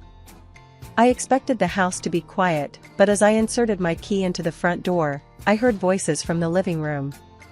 It was Mark, his tone dripping with frustration and disgust, talking to his parents. "I can't do this anymore. Living with her is driving me nuts. She's just, ugh, it's too much," Mark complained. His mom, usually so sweet and understanding, replied in a stern whisper, "You have to hold on a bit longer, Mark. We need to figure out what to do with those receipts your father-in-law had. Milena has them now. The sooner I get out, the better. I'll grab those receipts and destroy them. And then I'll start all over again with that rich beauty I told you about." Mark's voice was cold, calculated. I felt a chill run down my spine. Here I was, mourning my father, while the people I lived with were plotting behind my back. They weren't the loving family I thought I married into. Instead, they saw me as nothing more than a means to an end, a way to secure their financial troubles. Rage mixed with shock, but I knew I had to keep my cool. So, I slammed the door loudly, as if I had just come in, disrupting their scheming. "Oh, Milena. You're back early. How did everything go with the funeral plans?" Mary's voice shifted instantly to one of concern, her eyes wide with feigned innocence. I forced a smile, my stomach turning. "It's all coming together. Thanks for asking." As I spoke, I could see the quick glances they shot each other, their faces a mask of fake concern. It made my skin crawl knowing their true colors, but I realized that showing my cards now wouldn't help. I needed to be smart. I needed to protect what was mine, and possibly even get some justice for their deceit. The funeral was somber, the air heavy with grief and murmured condolences. But as the ceremony wrapped up and we returned to Mark's parents' house, the true colors of the family I married into began to show. As we gathered in the living room, sipping on lukewarm coffee, Mark's demeanor shifted. His usually charming facade crumbled away, revealing something more sinister. With a cold laugh, he looked straight at me and dropped the bomb. "Milena, pack your things. You need to get out. I've got someone else now, someone better." His words should have been like a slap. I pretended to be stunned, but before I could respond, Mary chimed in with a snide giggle. "We've really had enough of you, dear. We only put up with you for your money." "What about the house?" I asked, feigning innocence. "The house that I paid to fix, the $200,000 I poured into it?" Mary laughed harder, as if I'd told the best joke of the year. "Oh, sweetie, this house is ours. You're nothing here." Mark's smirk widened. "And those receipts you're so proud of? Found them in your dad's house and burned them. They're gone." For a moment, I let them believe they had won. But then, I couldn't help it, I burst into laughter. My reaction confused them, their smiles faltering. "Why are you laughing? What's so funny?" Mark demanded. I wiped a tear from my eye, still chuckling. "You three are just pathetic. You think you're so clever. The receipts you destroyed? They were copies. The real ones are safe with my lawyer." The color drained from both their faces. Mark's arrogance turned to panic. "You can't prove anything," he stammered. "I can, and I will," I shot back, my voice steady and firm. "Now, I want my money back, all of it, or my next call is to the police." Mark and Jack looked at each other, their earlier confidence replaced by fear. Jack, usually so bold and brash, began to plead. "Milena, please, let's talk about this. We can sort something out." With the truth now out in the open and the leverage squarely in my hands, the negotiations with Mark and his parents dragged on longer than I expected. It was clear they were trying every angle to sway the terms in their favor, but I wasn't about to budge. "Look, it's simple," I stated firmly during one of our numerous discussions at their, now legally mine, kitchen table. "The house gets transferred to my name in exchange for the IOUs. That's the deal. No more games." Finally, they relented. We all agreed that the best course of action was to make everything official and legal. I insisted that everything be documented by a lawyer and confirmed with the proper papers. "I want no corners cut," I emphasized. At the lawyer's office, the atmosphere was tense as documents were signed and notarized. I watched closely as each signature was applied, ensuring there was no room for further deceit. Once everything was finalized, I collected the documents related to the transfer and turned to Mark's mother, who looked deflated yet somehow still carried a hint of her former haughtiness. "I'll be keeping these in a safe place," I said, holding up the papers before slipping them into a folder. "Just to ensure no one is tempted to pull any stunts." With the legalities handled, the divorce proceedings were straightforward. Mark was quiet, his earlier arrogance nowhere to be seen. When the final papers were signed, I felt a weight lift off my shoulders, a chapter closed. On the day they moved out, I stood on the porch of my now fully owned house and watched. Mark, his mom, and dad carried their belongings to a rental van, their movements slow, the mood somber. I couldn't help but feel a mix of satisfaction and sorrow. This wasn't how I imagined my marriage ending, but under the circumstances, it was the best possible outcome. After everything settled down and I began to enjoy my newfound peace, word got back to me through friends about Mark and his predicament. Apparently, the grass wasn't greener on the other side. His mistress had dumped him not long after our divorce. And his parents? They were now crammed into a tiny apartment, a stark downgrade from the comfortable house they once had. It seemed karma had caught up with them quicker than I expected. Despite their situation, they started reaching out to me, bombarding me with calls and messages, probably hoping to weasel their way back into my life, or at least my house. But I was done with their deceit. I blocked their numbers without a second thought and blacklisted them on all social media. It was liberating, cutting the final threads that connected us. One afternoon, as I was enjoying a quiet moment with a book in my living room, a knock came at my door. Peering through the peephole, I saw Mark standing there, a pathetic figure holding a bouquet of flowers. The audacity of it made me scoff. Opening the door, I couldn't help but laugh outright at the sight of him. "Really, Mark? Flowers?" He shuffled uncomfortably, the bouquet seeming to wilt along with his spirits. "Milena, I've realized so many things. I was wrong, terribly wrong. Remember when you told me I disgusted you?" I interrupted, leaning against the door frame, not bothering to hide my amusement at his discomfort. "What changed, Mark? Run out of options?" He looked down, the shame clear on his face. I made mistakes. But I'm here to make things right." I shook my head, almost feeling sorry for him. "Almost.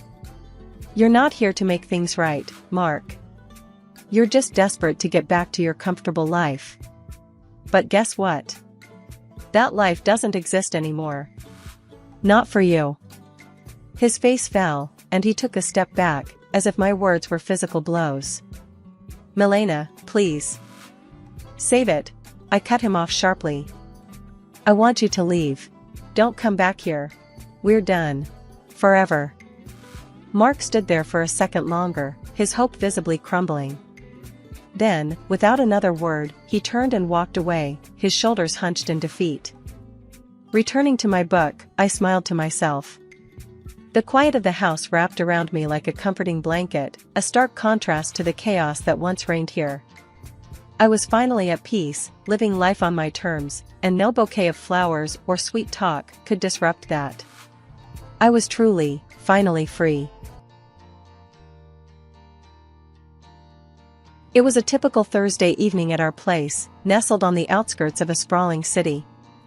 Tom and I had settled into our usual routine, him with a beer in hand, lounging on the couch after a long day at his auto repair shop, and me, Nora, eyes glued to my laptop, tracking the latest stock and cryptocurrency trends.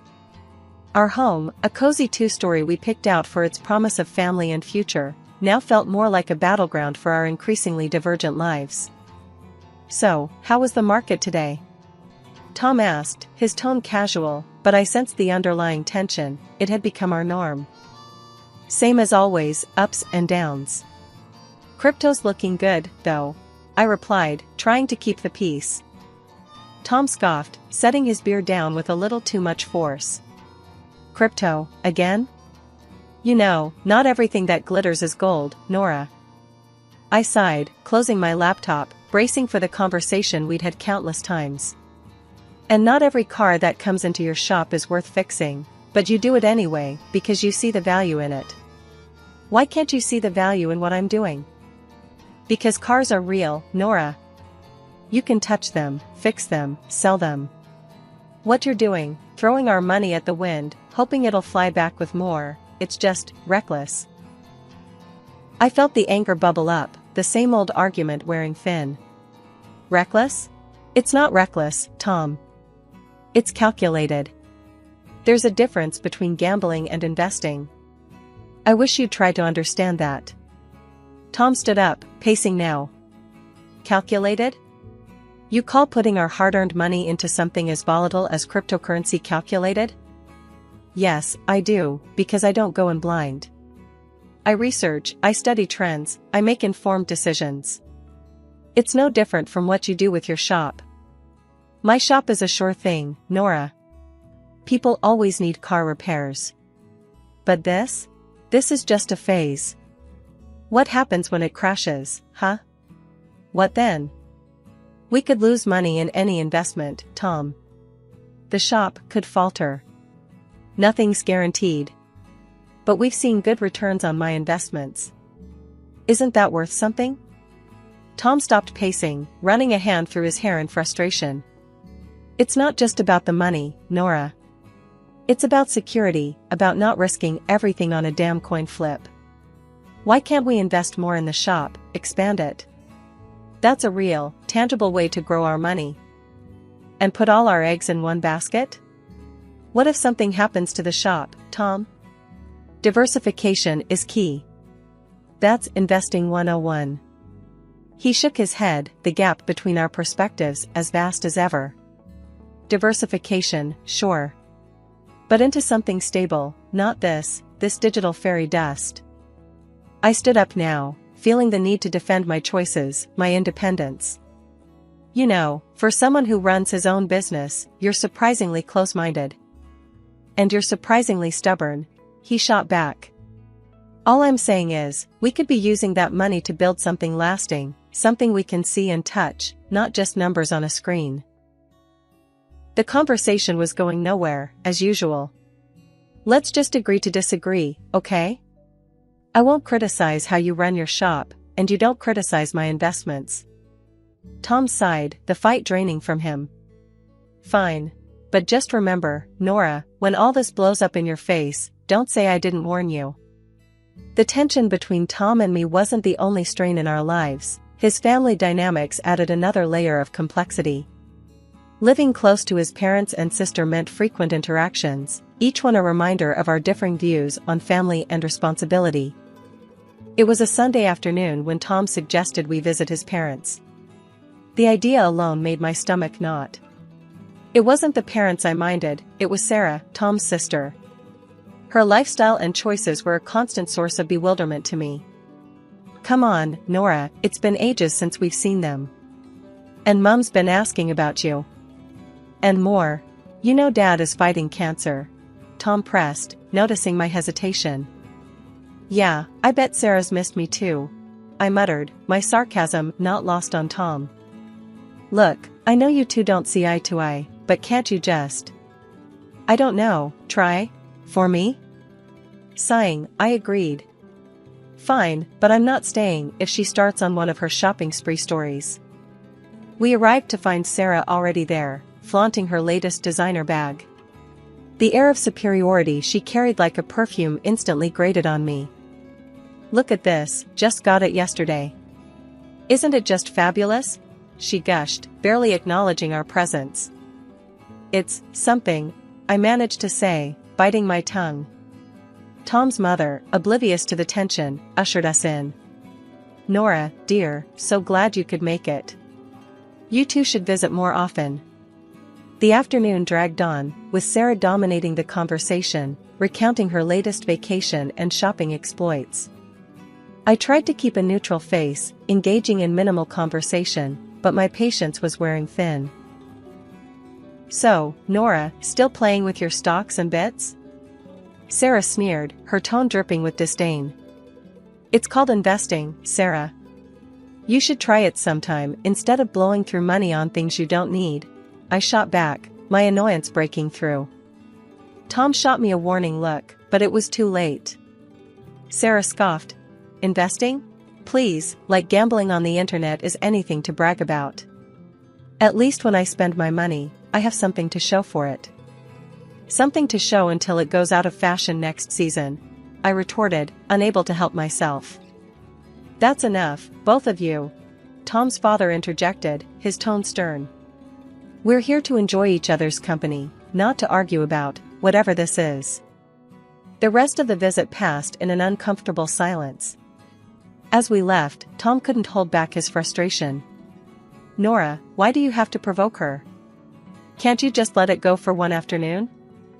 "Me? Provoke her? She's the one who started it with her snide remarks. I'm just not going to sit there and take it, Tom. It's just, sometimes I wish you'd try a little harder, for the sake of peace." "Try harder?"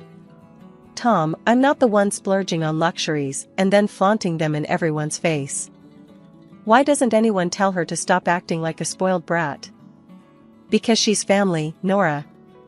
We look out for each other, even if we don't always agree with what they're doing." "That's just it, Tom.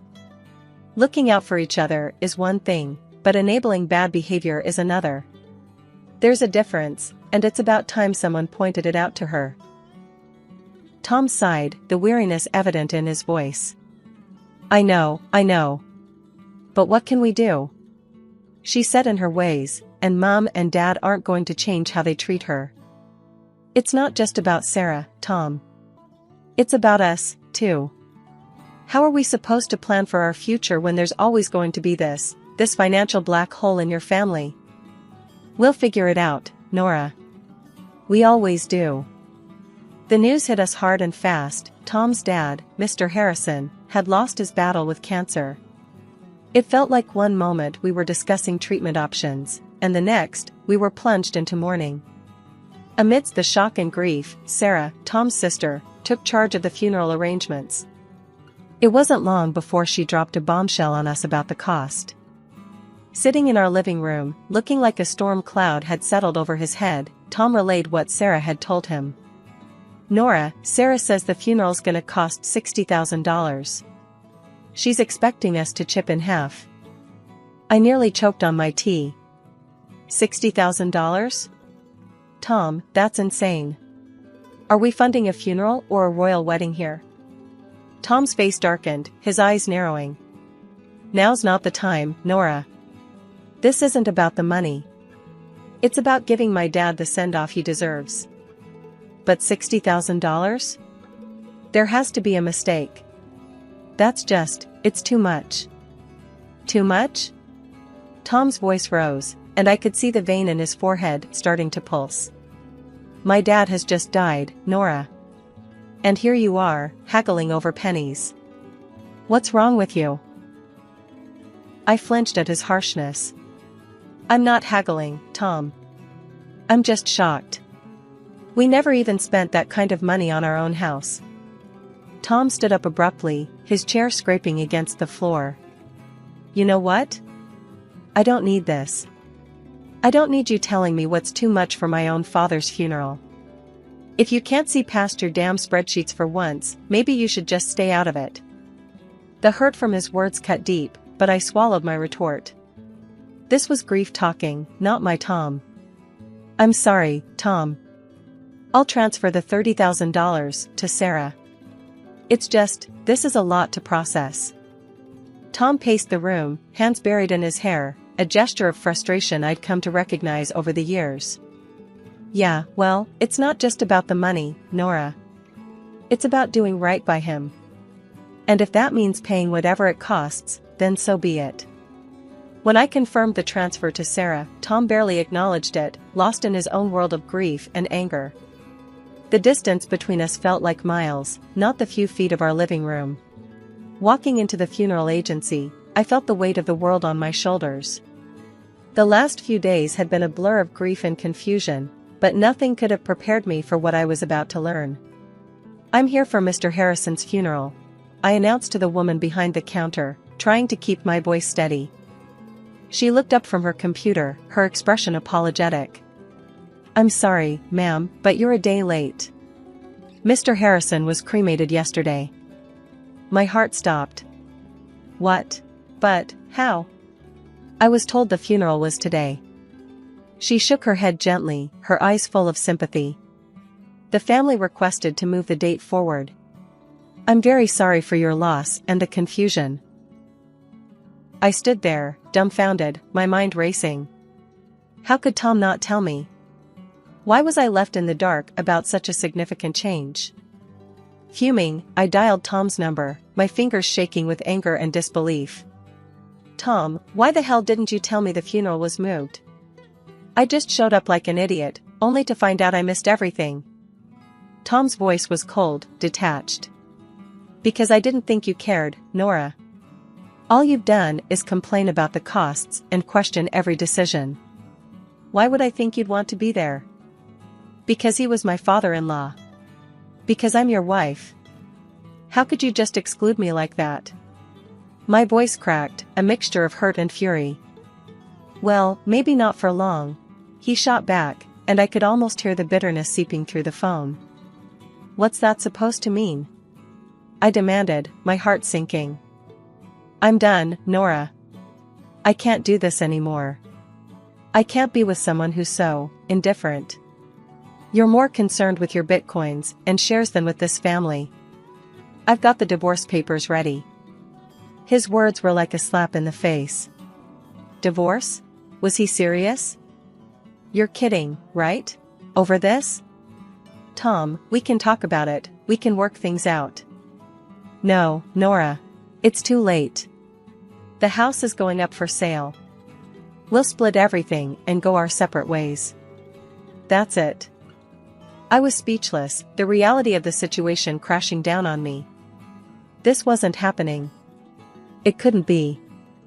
Stunned, I wandered back to the parking lot, where I saw Sarah pulling in, driving a brand new luxury car. The sight of it made my blood boil. Nice car, Sarah. Where'd you get the money for this? Inheritance? Her smile didn't reach her eyes as she tossed her hair back. Yeah, something like that. Dad left me a little something. The casual way she mentioned her father, with shopping bags in her hands and not a trace of sadness on her face, was infuriating. A little something, huh? Looks like morning is treating you pretty well. Sarah's smile faded, replaced by a smirk. Well, we all grieve in our own ways, don't we? Some of us invest in stocks, and some of us in cars. I clenched my fists, the injustice of it all burning inside me. This was all wrong. Tom and I were falling apart, and here was Sarah, benefiting from the chaos. "Enjoy the car, Sarah. Looks like it cost a pretty penny. Or should I say, a pretty dollar?" She laughed, a hollow sound that echoed in the empty parking lot. "Oh, Nora, always so concerned about the money. Don't worry, it's all been taken care of." I watched her walk away, her laughter lingering in the air. The man I loved wanted nothing to do with me, and the family I had tried to be a part of was showing their true colors. The days following the funeral felt like navigating through a thick fog of disbelief and betrayal. The weight of the divorce papers in my bag felt like carrying a boulder, a constant reminder of my crumbling marriage. But the sight of Sarah's new luxury car planted a seed of suspicion that I couldn't shake off. Determined to get to the bottom of it, I decided to pay a visit to the funeral home, hoping to uncover some answers. Walking into the funeral home, a mix of suspicion and determination fueled my steps. It felt surreal, being here under these circumstances, but I needed answers. The place was quiet, the air filled with a solemnity fitting its purpose. At the reception, I recognized a face from the past: Jackie, a classmate from high school who'd ended up in the most unexpected of places. "Jackie!" I exclaimed, a bit too loudly for the setting. "I didn't know you worked here." She looked up, surprise flickering across her face, before recognition set in. "Nora? Wow, it's been ages. What brings you here? Something I can help with?" I took a deep breath, steeling myself for the conversation ahead. "Yeah, actually. It's about my father-in-law's funeral. I heard it was arranged here." Jackie's expression turned professional, but there was a hint of curiosity in her eyes. "Sure, let me pull up the details. Give me a sec." As she typed away, I fidgeted, the weight of the situation pressing down on me. The moment she found the record, her brows furrowed. "Okay, here it is." The service was pretty standard. Cremation was requested, keeping things on the simpler side. The total came to $5,000. My heart sank. $5,000? But that's not what we were told. We paid $60,000, or at least, we were led to believe that's what it cost. Jackie paused, her face a mask of concern. "That's a huge difference. It was Sarah who handled the arrangements, right? Everything here was billed at $5,000, no more." The pieces were starting to fit together, a picture I didn't want to see. "Can you print me a copy of that bill? I need proof." "Sure thing," Jackie said, her tone sympathetic. She quickly printed out a duplicate of the check and handed it to me. Holding the paper, it felt like a piece of a puzzle that would unravel a bigger deception. "Thanks, Jackie. I've got to sort this out." Armed with the printout from the funeral home, my next stop was confronting the family, particularly Sarah. The air felt heavy as I drove to my mother-in-law's house, where I knew they'd all be gathered, probably discussing the estate and the aftermath of the funeral. My stomach churned with a mix of dread and determination. When I arrived, the house was eerily quiet. I hesitated at the door, gathering my courage before stepping inside. The sound of my footsteps seemed to echo through the hallway, announcing my arrival. In the living room, Tom, Sarah, and my mother-in-law were seated, looking like a picture of mourning that was about to be shattered. My mother-in-law, her eyes shadowed with grief, broke the silence first. "Dear, we missed you yesterday at the funeral. We thought you'd be there." Taking a deep breath, I replied, "I was told it was today." "I'm so sorry for your loss," my voice steady, despite the churn of emotions inside me. I then turned to Tom. "Can we talk? In private?" I hoped to spare his mother any more distress. Tom's response cut through the room. "No secrets here. You're not part of this family anymore, remember?" His words stung, but I pushed on, pulling out the check from the funeral home. "Then explain this to me. The funeral cost $5,000, not the $60,000, Sarah claimed. Where did the rest go?" Tom looked genuinely shocked, turning to Sarah with a bewildered, "What's this about?" Sarah squirmed under our gazes. I needed the money, she finally admitted, her voice small. The revelation seemed to hang in the air until Tom's mom, overhearing, added, "Your father saved for his own farewell. I even gave Sarah $10,000 more to cover everything." I did the math out loud, tension rising. $70,000 in total, and only $5,000 spent. "Sarah, where's the rest?" Flustered, Sarah confessed to splurging the money on a new car for herself, her gaze darting away, unable to meet mine. I expected Tom to explode, but instead, he almost tenderly told Sarah, "You shouldn't have done that. Be more careful next time." His response floored me. "Careful? She committed fraud, Tom. And you're okay with that?" Tom's justification left me reeling. "You wouldn't understand. You've got no family, you don't get what it means to stick together." That was the last straw. In front of them all, I signed the divorce papers with a flourish. "Sarah, you owe me $30,000. Pay up, or I'm going to the police." Tom's protests followed me out the door, but I didn't look back. I'd seen enough, heard enough. The betrayal was complete, and so was my resolve. As I walked away, the finality of my actions settled in. There was no going back, only forward from here, away from the lies and the deceit that had marred what I once thought of as family.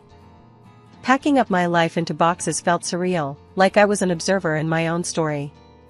The "for sale" sign outside the house was a stark reminder of the finality of it all. By afternoon, I was settling into a small apartment that felt more like a fresh start than a downgrade. That evening, as I was sorting through the remnants of my past life, my phone rang. Tom's name flashed on the screen, a name I no longer felt attached to. I answered, curiosity edging out resentment. "Nora, you need to back off Sarah." Tom's voice came through, tinged with an uncharacteristic harshness. "Back off?" I laughed, cold and sharp. "Not a chance, Tom. She took from me, and I want it back. Your sister's a thief." Tom was silent for a moment. "She's family. You wouldn't understand." "Family?" I scoffed. "That ship has sailed, Tom. As far as I'm concerned, you and your sister are just people I used to know." He tried to argue, but I cut him off. "Save it. Sarah has 2 weeks to return my money, or I'm pressing charges. And you? Stay out of it. You're nothing to me now." Hanging up, I felt a mix of sadness and liberation. The man I once loved was now just another obstacle in my path to reclaiming my life. 2 weeks later, a knock at my door heralded the return of my $30,000.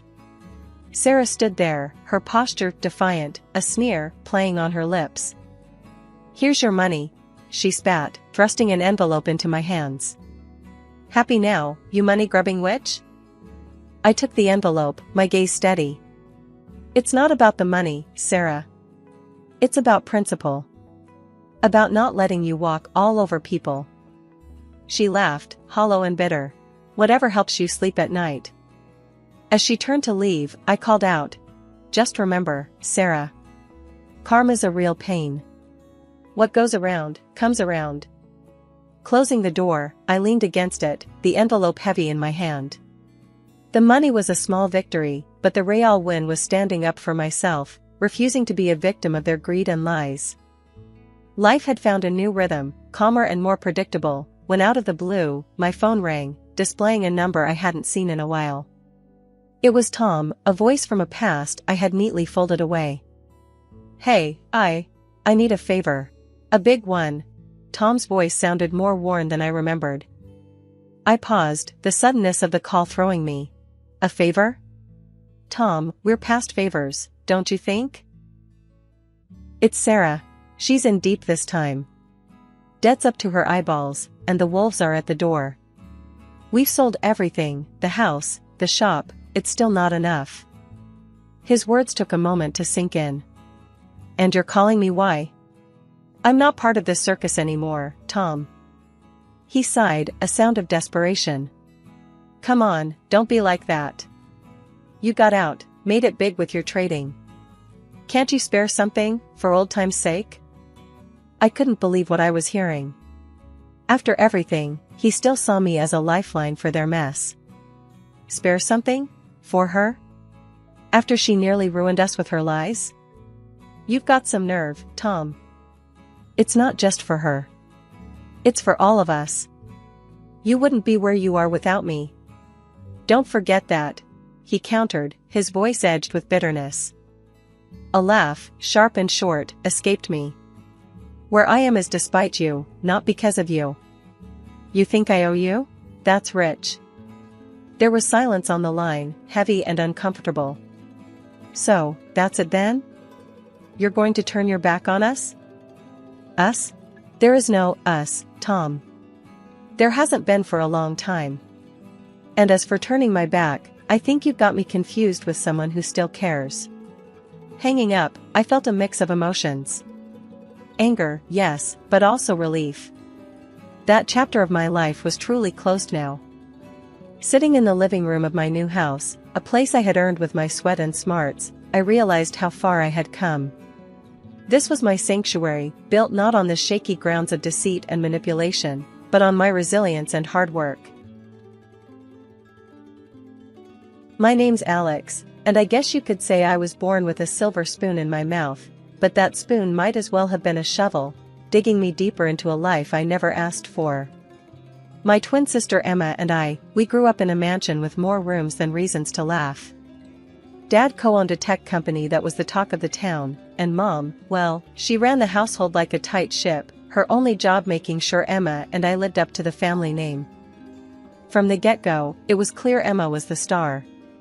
Straight A's, head of her debate team, and a whiz at chess. Me? I could barely keep up with the multiplication tables. But that didn't stop Dad from pitting us against each other, like some twisted version of Survivor where the loser got grounded from life's little comforts. Dad, why can't I just quit math club?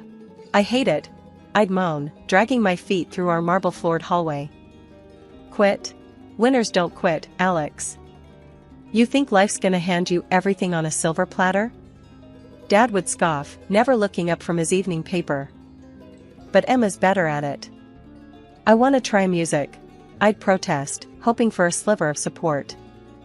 Music? That's a hobby, Alex.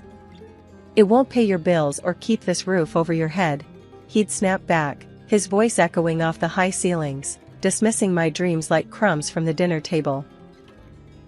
Emma, bless her, she tried to be the peacemaker, but even she couldn't bridge the gap widening between us. Alex, just play their game for now.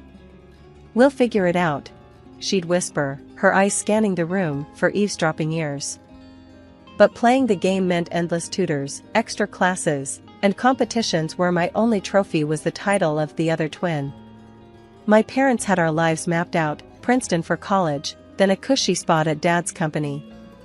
A perfect plan for the perfect daughter. Only problem? I wasn't her. One evening, the whole charade came crashing down at the dinner table. Dad was going on about Emma's latest achievement, some national science fair, while I poked at my food, wishing I was anywhere but there. Alex, why can't you be more like your sister? Look at her, making us proud, Mom chimed in, her voice sharp enough to cut through the tension. I slammed my fork down, my patience finally snapping. Maybe, 'cause I don't want to be her. I'm sick of math and science and all this crap. I want music, not this. The room went silent. Dad's face turned a shade I'd never seen before. He stood, his chair scraping against the floor like a warning bell. You think you have a say in this? You'll do as you're told, or you can find yourself another family who'll put up with this nonsense. He bellowed, his voice booming. Tears stung my eyes, but I refused to let them fall. Emma looked at me, her face a mix of sympathy and fear, a silent plea to just back down. But I couldn't. Not anymore. My house felt more like a battleground than a home, thanks to Dad's philosophy, competition breeds success. He wasn't just talking about business, no, he made sure Emma and I lived it. Every grade, every award was another round in the ring, and more often than not, I was on the losing end. One morning, I remember walking down to breakfast, the smell of pancakes filling the air. It should have been a good start to any day, but not in our house. Not when report cards had come in the day before. "Look at this," Dad said, waving Emma's report card in the air like he'd won the lottery. "Straight A's. Emma, you're setting the bar high." Emma, sitting prim and proper, just nodded, a small smile on her face. She was the good daughter, after all. "And then we have Alex," Dad continued, his tone dropping as he tossed my report card on the table. A couple of B's and C's stared back at me, mocking me. I grabbed a piece of toast, not hungry but needing to do something with my hands. "Yeah, so? It's not like I failed." Dad's eyes narrowed. "Not failed? Alex, in this family, it's A's or nothing. You know the rules." The rules. More like Dad's law. Emma got the new clothes, the special treatment, and there I was, wearing the same jeans I had for the past year, the fabric thinning but not as much as my patience. "I don't get it, Dad. It's just a couple of grades. Why does everything have to be a competition?" I asked, my voice rising. "Because, Alex, that's life. You think you're gonna get anywhere with those grades?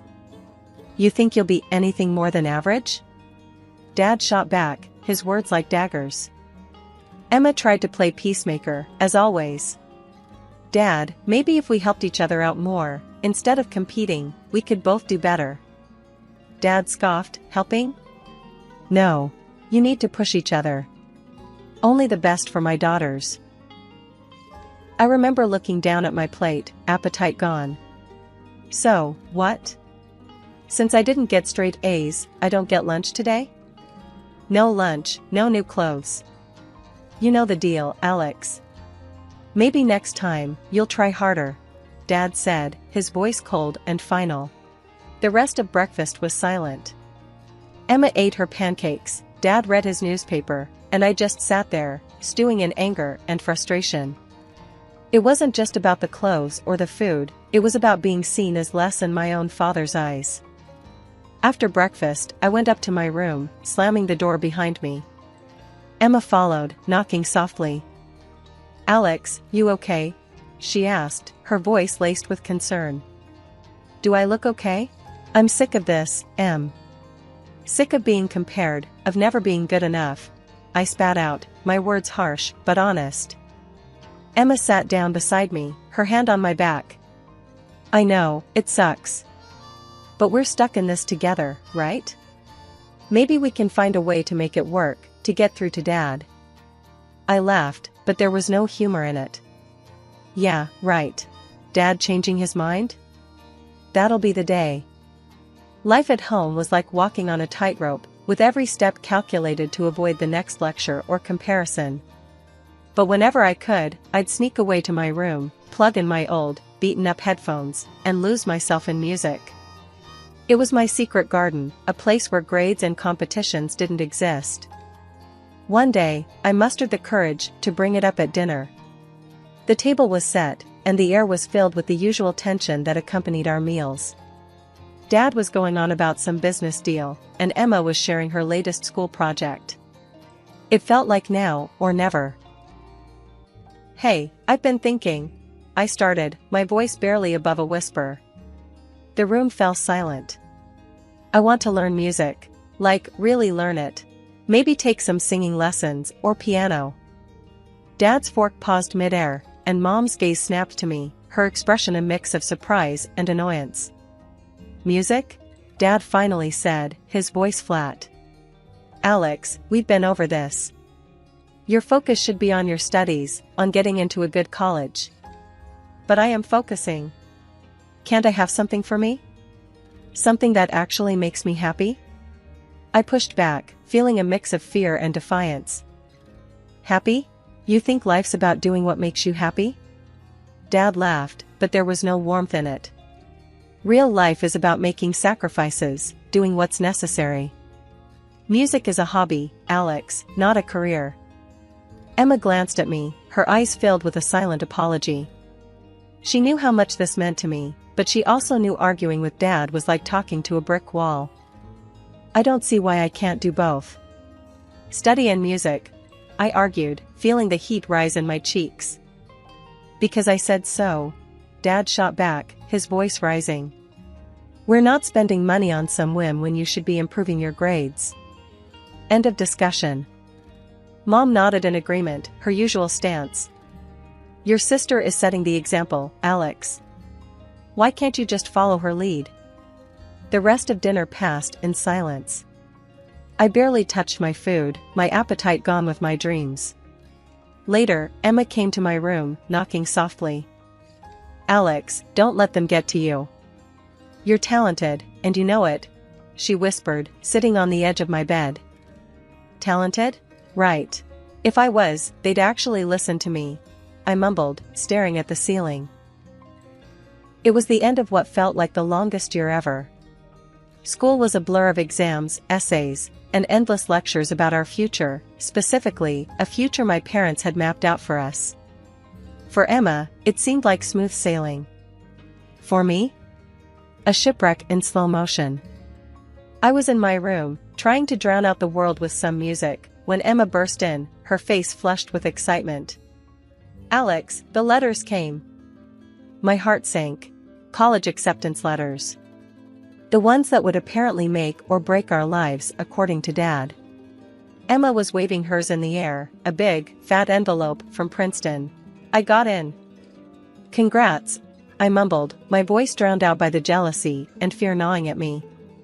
Haven't checked mine yet. Emma's smile faltered. Come on, let's look together. It's gotta be good news. We found my letter, a thinner envelope that felt like it weighed a ton. I opened it with shaking hands, scanning the words quickly before they blurred into nothingness. I didn't get in. Emma wrapped an arm around me, but I shrugged her off, feeling a mix of relief and despair. I didn't even want to go to Princeton, but explaining that to my parents would be like talking to a brick wall. Dinner that night was when everything exploded. Mom and Dad were already halfway through a bottle of wine, celebrating Emma's acceptance. Here's to Emma, following in the family's footsteps, Dad toasted, beaming.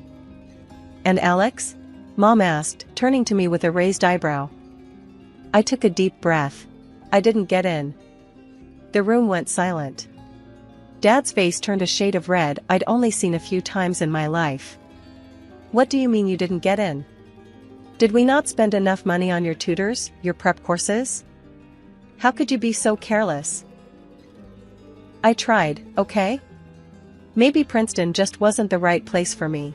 I shot back, my voice rising. Not the right place? Do you hear yourself? You've embarrassed us, Alex. Thrown away every opportunity, Dad yelled, slamming his fist on the table. Mom chimed in, her voice cold and sharp. We expected better. Your sister managed just fine. Why can't you? That's enough.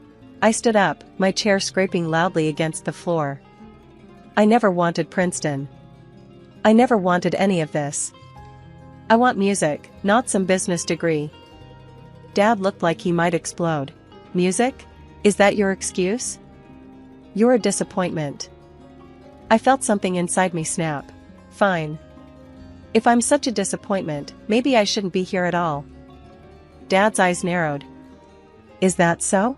You think you can make it on your own? Fine. There's the door. Don't come back begging when the real world chews you up and spits you out. After the showdown at home, I didn't have much of a plan, just a bag of clothes and a heart full of broken dreams. But there was one person who had always been my anchor in the stormiest seas, Grandma Jean. She lived states away, a fact that seemed more like a blessing now. It meant distance from the chaos of my current life. I scraped together what little money I had and bought a train ticket. The journey was a blur, each clickety-clack of the train tracks a step further away from my old life. When I finally made it to Grandma Jean's, I was a mix of relief and exhaustion. Her house, with its familiar cozy warmth, felt like a safe haven for the first time in forever. I spilled everything to Grandma the moment I walked through the door, the fight, leaving home, my dreams of music. She listened, her brows furrowing and unfurrowing, her lips pressed into a thin line now and then. "Alex, you've always been the brave one," she said, her voice soft but firm. "Staying true to yourself in a world that wants to change you, that takes guts." "But what do I do now, Grandma? I feel like I've just jumped off a cliff without knowing if there's water below," I confessed, feeling the weight of my choices. Grandma Jean chuckled, the sound warm and comforting. "Well, you swim, darling. You swim hard. And about this music dream of yours, you said you applied to a music institute?" I nodded, a flicker of hope igniting in my chest. "Yeah, in secret. I even got an audition date set before everything blew up." Grandma's smile then was like the sun breaking through clouds. "Then that's what we'll do. We'll go to that audition, and you'll show them just how bright you can shine." The idea was terrifying and exhilarating all at once. But I barely know the first thing about auditioning. What if I mess it up? "Then you'll learn, and we'll try again." "But something tells me you won't need to," she said, her confidence in me a stark contrast to the doubts swirling inside my head. The day of the audition came faster than I thought possible. Grandma Jean and I went to the institute together, her hand on my back, a steady presence. Walking into that audition room felt like stepping onto a battlefield, my nerve soldiers ready to turn tail. But then I sang, my voice steadier than I felt, pouring every ounce of emotion I had into the notes. The room was silent for a heartbeat after I finished, a silence so complete I feared I'd failed before one of the teachers finally spoke. "Your voice, it's quite remarkable. Clear, emotive, and strong. You've got a raw talent that's hard to come by," one of them said, and just like that, the weight lifted. I had done it. I was in. As we walked out of the institute, Grandma Jean's arm around my shoulders, I felt lighter than I had in years. "You did it, Alex. I'm so proud of you," she said, her voice thick with emotion. The buzz of the first few weeks at the Music Institute was something else. Every day felt like I was walking on air, surrounded by music, by dreams like mine but unique in their melody. Grandma Jean was my rock, making sure I didn't float away into the clouds of my newfound world. One evening, as I was noodling around on the piano in the common room, trying to get a feel for a tune that had been stuck in my head, a couple of guys walked in. They looked about my age, carrying guitars and a sense of purpose. "Hey, that's pretty good. You got a name?" one of them, a tall guy with a mop of curly hair, asked. "Alex," I replied, a bit taken aback by the sudden company. "I'm Luke, and this is Mark. We're trying to put together a band, and we need someone who can handle the keys. You interested?" "Me? In a band?" The idea seemed as far-fetched as flying to the moon. "I don't know. I've never really played with others before." Luke grinned. "Perfect. Neither have we. It'll be a grand adventure." Grandma Jean thought it was a fantastic idea. "You need to mingle, make friends, and what better way than through the universal language of music?" So, I joined Luke and Mark, and we started jamming together, finding our sound in the clash and harmony of our instruments. It was raw, exhilarating, and utterly terrifying all at once. One day, after a particularly good session, Mark, ever the dreamer, said, "We should record some of this stuff. Put it out there, see what happens." "Out there, as in the internet?" I asked, skeptical. "Do you think anyone would even listen?" Luke's confidence was infectious. "Why not? We've got something good going here. Let's share it." So, we did. We recorded a couple of songs, rough around the edges, but full of heart, and uploaded them online.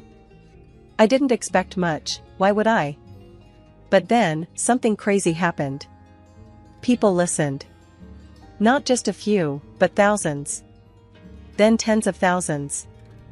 The comments poured in, everything from "This is amazing" to "Who's the girl on the keys? Her voice is incredible." I couldn't believe it.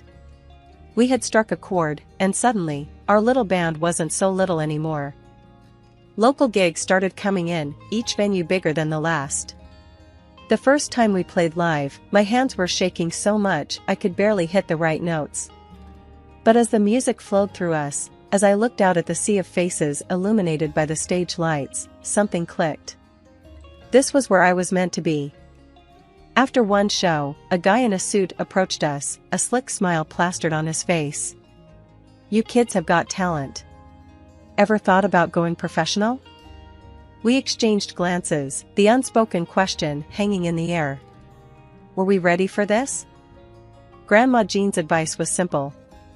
Take the chance, Alex. You've got nothing to lose and everything to gain. Just remember who you are, and don't let the glitz blind you. So, we took the plunge, signing a deal that seemed too good to be true. The gigs got bigger, the crowds louder, and our music spread like wildfire. I was living a dream I hadn't even dared to dream, my voice finding its way into the hearts of strangers. Then, one evening, as I was sifting through our latest batch of comments and basking in the surreal glow of it all, my phone buzzed with a call from Emma. Emma, my twin, the other half of me we'd grown so distant over the years, mired in rivalry and silence. "Alex? Hey, it's me," she said, her voice hesitant over the line. I paused, taken aback. "Emma? Wow, hi. What's up? I saw you on YouTube, with your band.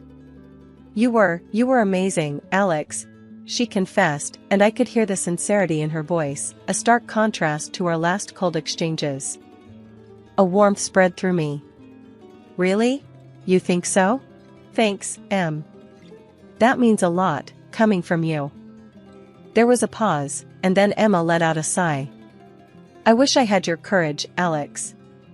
I'm here at Princeton, doing what's expected, living this life that feels like it belongs to someone else. Surrounded by these kids who have everything, and yet I've never felt more out of place." Her words struck a chord, echoing my own feelings of being lost in a world where I didn't belong. "Emma, it's never too late to change your path. To find what makes you happy. I know, but it's not that easy.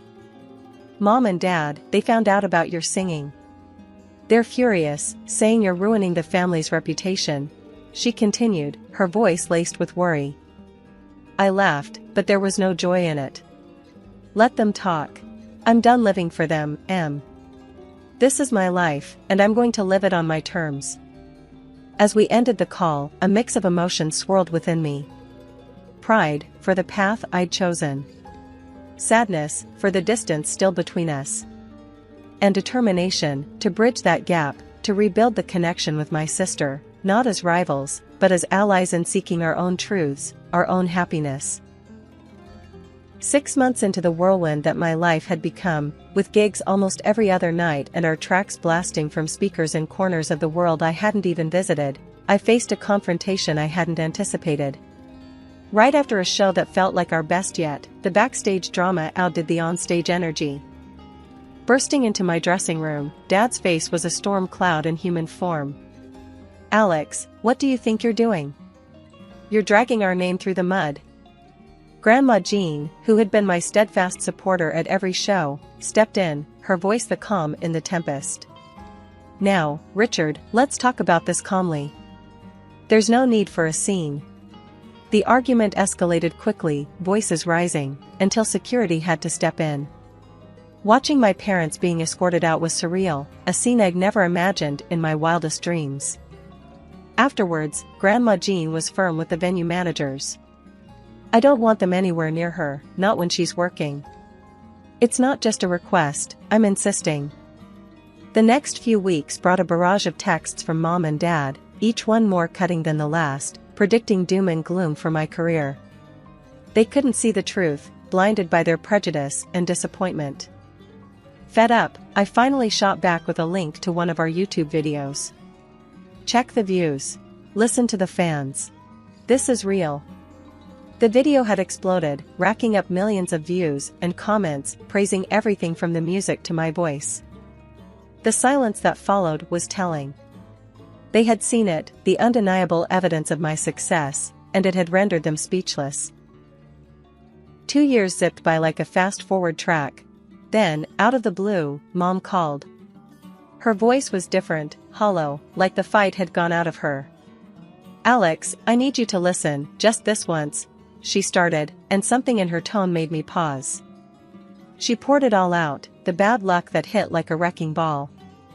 Dad's business crumbled thanks to a backstabbing partner from overseas, leaving them penniless, forcing them to downsize their life to a cramped apartment. Emma, too, was hit by the fallout, pulling out of Princeton to chase a scholarship at a university she actually wanted to attend. And then came the kicker, the apology that sounded years too late. "We were wrong, Alex. I pushed you too hard, loved too little. I'm sorry." Hearing that was like a punch to the gut, but not for the reasons you might think. I was over the anger, past the resentment. "Mom, I can't do this. It's too much water under the bridge." But life had a way of moving on, and so did I. Emma called next, her news a bittersweet mix.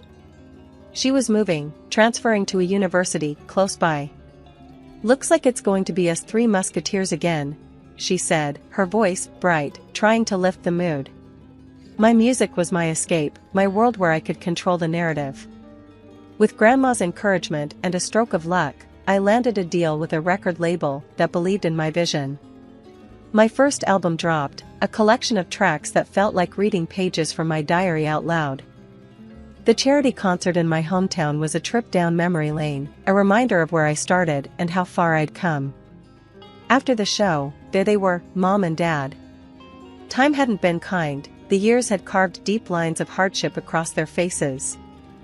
They wanted to talk, probably to bridge the chasm that had opened up between us, or maybe, as I suspected, because they were in need. I watched them for a moment, a flood of memories washing over me, before turning away. They say life's a journey, and mine sure started on a bumpy road. My folks, Jane and Robert, were the kind that knew the grind all too well. They didn't have much in the way of fancy degrees or fat wallets, but they had hearts of gold and a dream for me bigger than the sky. "Dream big, work hard, Zoya," Dad would say every morning as he tied his worn-out boots, ready for another day at the factory. Mom, with her gentle smile, would pack my lunch, her hands rough from years of juggling odd jobs. I was their golden ticket, their dream of a better life, and they poured every penny they could spare into a jar labeled "Her Future." It wasn't just loose change, it was their sweat, their hope, and their love, all clinking together in that old glass jar. High school was where the rubber met the road. I hit the books hard, determined not to let my folks down. Evenings were a family affair, with Mom quizzing me on my homework and Dad sharing stories about the value of every hard-earned dollar. Then came the letter that changed everything. A thick, fancy envelope with the words "admission confirmed" printed on the front. I'd made it into one of the top colleges to study financial analysis. The joy in our little house was palpable. Mom cried, Dad hugged me so tight I thought I might break, and that night, we had a celebration dinner, nothing fancy, just our favorite stew, but it tasted like victory. College life was a whole new world. I was a small fish in a big pond now, but I wasn't about to float, I was there to swim. To keep afloat financially, I started tutoring. It was during one of these sessions that I met Mike. He was a bit rough around the edges, always had his cap on backward, and seemed more interested in cracking jokes than cracking books. "You know, you'd learn faster if you stopped trying to make me laugh all the time," I chided him during one of our sessions. Mike just grinned, that lopsided grin that I'd soon learn to love. "And you'd be less stressed if you laughed a bit more. Balance, you know?" Our study sessions soon turned into long conversations, laughter, and eventually, something more. He was different from anyone I'd ever met. He had this way of looking at life, unfiltered, unpretentious, just real. But life's not just about the good times, is it? It's about the grind, the hustle, the unending push to keep moving forward. That's what my parents taught me, and that's what I was determined to do, Mike by my side or not. Life after college was like stepping onto a whole new playing field. I landed a gig at a top firm right off the bat. All those nights hitting the books paid off, and I was ready to roll up my sleeves and dive into the world of finance. It was all high rises, sharp suits, and numbers that made your head spin. And let me tell you, it felt good. Real good. Mike, on the other hand, he was treading water. Jobs for him were like buses, you miss one, and you're waiting ages for the next. When he finally landed something, it was clear his paycheck wasn't gonna stack up against mine. At first, it hung in the air like a bad smell. Mike would come home, his pride a little bruised, and I'd be there, trying to lighten the mood. Hey, it's not about who brings in what, I'd say, slinging an arm around him as we sat down to some takeout after a long day. We're a team, right? Yeah, a team, he'd mumble, but the crease in his brow told me he wasn't buying it. But as time ticked by, we settled into our rhythm. Our love wasn't about who paid for dinner or who had the fancier job title. It was about those quiet nights in, the laughter that filled our tiny apartment, and the dreams we whispered to each other in the dark. We tied the knot one summer's day. Nothing fancy, just a bunch of our closest friends and family, a local band, and a whole lot of love. It felt like the world was ours, and nothing could touch us. Can you believe it? Mrs. and Mr. Mike said, his arm slung around my shoulder as we watched the sun dip below the horizon, the party winding down around us. I leaned into him, feeling the warmth of the moment wrap around us. Believe it? I've been waiting for it, I teased, and we both laughed, the sound mingling with the soft clinking of glasses and the distant murmur of conversations. Life was good, even if it wasn't always easy. We had our share of bumps, like any couple. Bills piled up, and sometimes the end of the month had us digging deep into the couch cushions looking for spare change. But we made it work. Mike's job, well, it wasn't what he dreamt of, but it paid the bills, and he found joy in the little things. Like the way he'd come home, a grin spread across his face, holding some cheap trinket he found at a thrift store, claiming it was a treasure. Look at this, Zoya. He'd chuckle, holding up a lamp that looked like it had seen better days. It's got character. I'd roll my eyes, but inside, I loved that about him. He could find the silver lining in a storm cloud. Then there were nights when the weight of it all would press down on us. Nights when Mike would stare out the window, a cold cup of coffee in his hands, his thoughts a million miles away. You ever think about where we're headed? He'd ask, his voice barely above a whisper.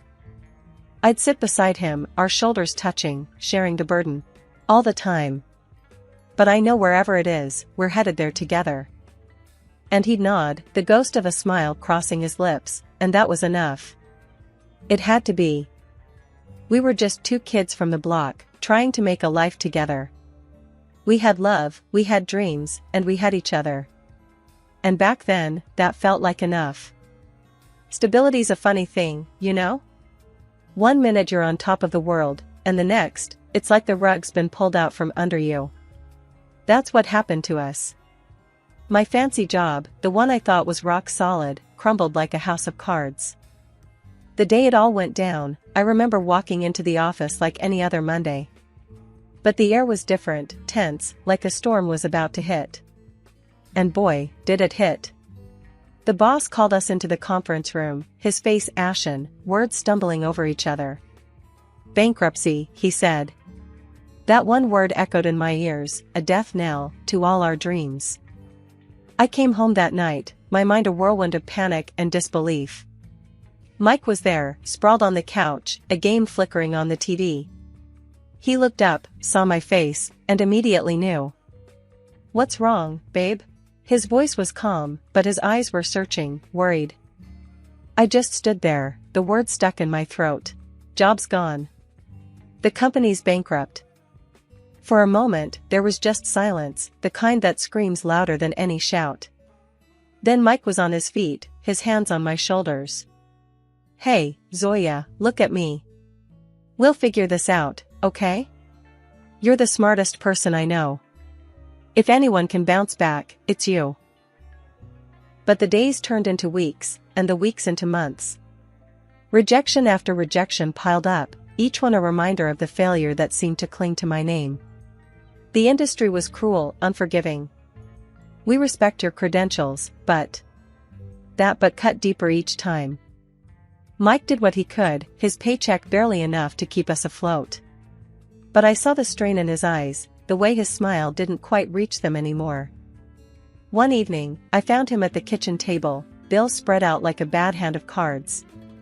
He didn't hear me come in, just kept muttering to himself, numbers and curses tangled up. "Mike?" He looked up, his face drawn, tired. "How did we get here, huh? Used to be we worried about what takeout to get, now it's about which bill can wait till next month." I sat down, took his hand. We knew life wasn't gonna be a straight road, right? We've hit a bump, a big one, but we'll get over it. Together. Mike shook his head, a bitter laugh escaping him. Together? Look at us. You're jobless, and I'm barely scraping by. This isn't what we signed up for. His words stung, a slap of reality I wasn't ready for. So what, you're saying I'm not trying? You think I like being stuck here, useless? No, that's not what I mean. He ran a hand through his hair, frustration etched in every line of his face. It's just hard, you know?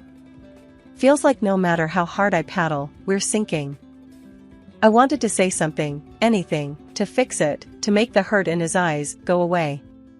But the words wouldn't come. Instead, we sat there, together yet miles apart, the weight of our crumbling world pressing down on us.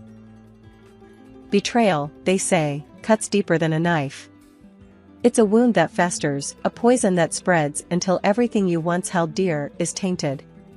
That's what it felt like when Mike turned on me.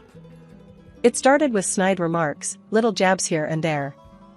At first, I tried to brush it off, chalk it up to stress, to the pressure we were both under. But as the days dragged on, those jabs turned into full-blown attacks. Another day, another stack of rejection letters, huh? Mike's voice was harsh, nothing like the warm tones I fell in love with. I looked up from the pile of envelopes on the table, my heart sinking. I'm trying, Mike. You know I am. He snorted, a cold, mocking sound. Trying? What good is trying if it gets us nowhere? You know how much I'm stretching every dollar to keep us afloat here? I felt the sting of his words, the unfairness of it all burning in my chest. You think I don't know that? You think I like sitting here, feeling like a burden? A burden? Well, if the shoe fits. His words were a slap in the face, a confirmation of my worst fears. I stood up, my hands shaking. I can't believe this.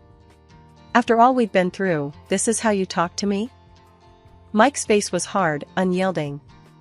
Face it, we're sinking and you're just dead weight. I'm done carrying you. That night was the longest of my life. I lay in bed, staring at the ceiling, the echoes of Mike's words haunting the silence.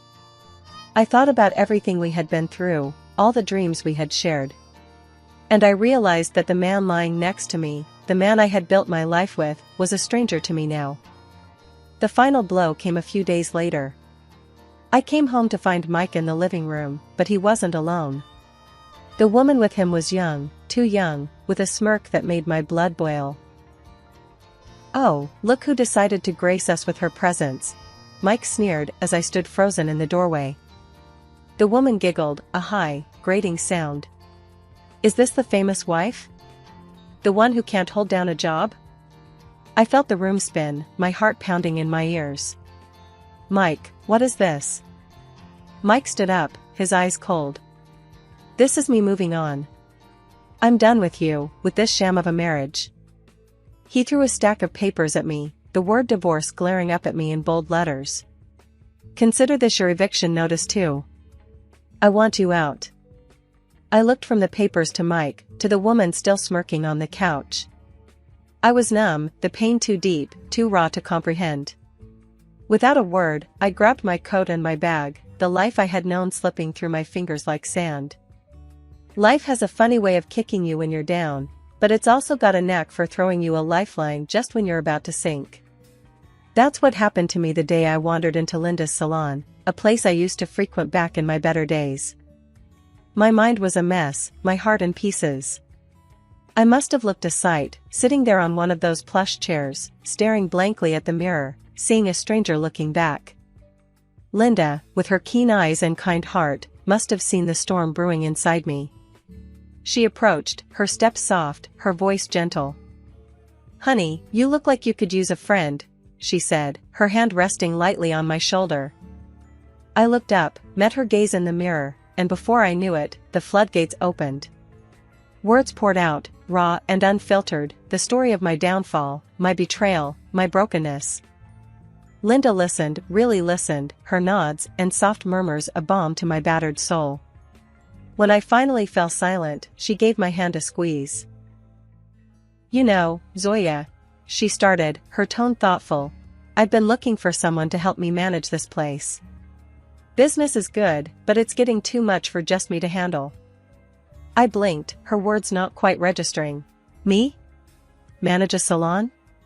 But I'm a financial analyst, or at least, I was. I know nothing about running a beauty salon." Linda chuckled, a warm, rich sound. "Oh, honey, skills can be taught, learned. But character, grit, determination, now those are things you either have or you don't. And you, my dear, have them in spades." I stared at her, the offer sinking in. It was crazy, totally left field. Me, running a salon? But then, what did I have to lose? My career was in tatters, my personal life a disaster. I don't know what to say, Linda," I stammered, my mind racing. "Say you'll think about it," she suggested, her smile reassuring. "No pressure. But I've got a good feeling about this, about you. And hey, it comes with a place to stay.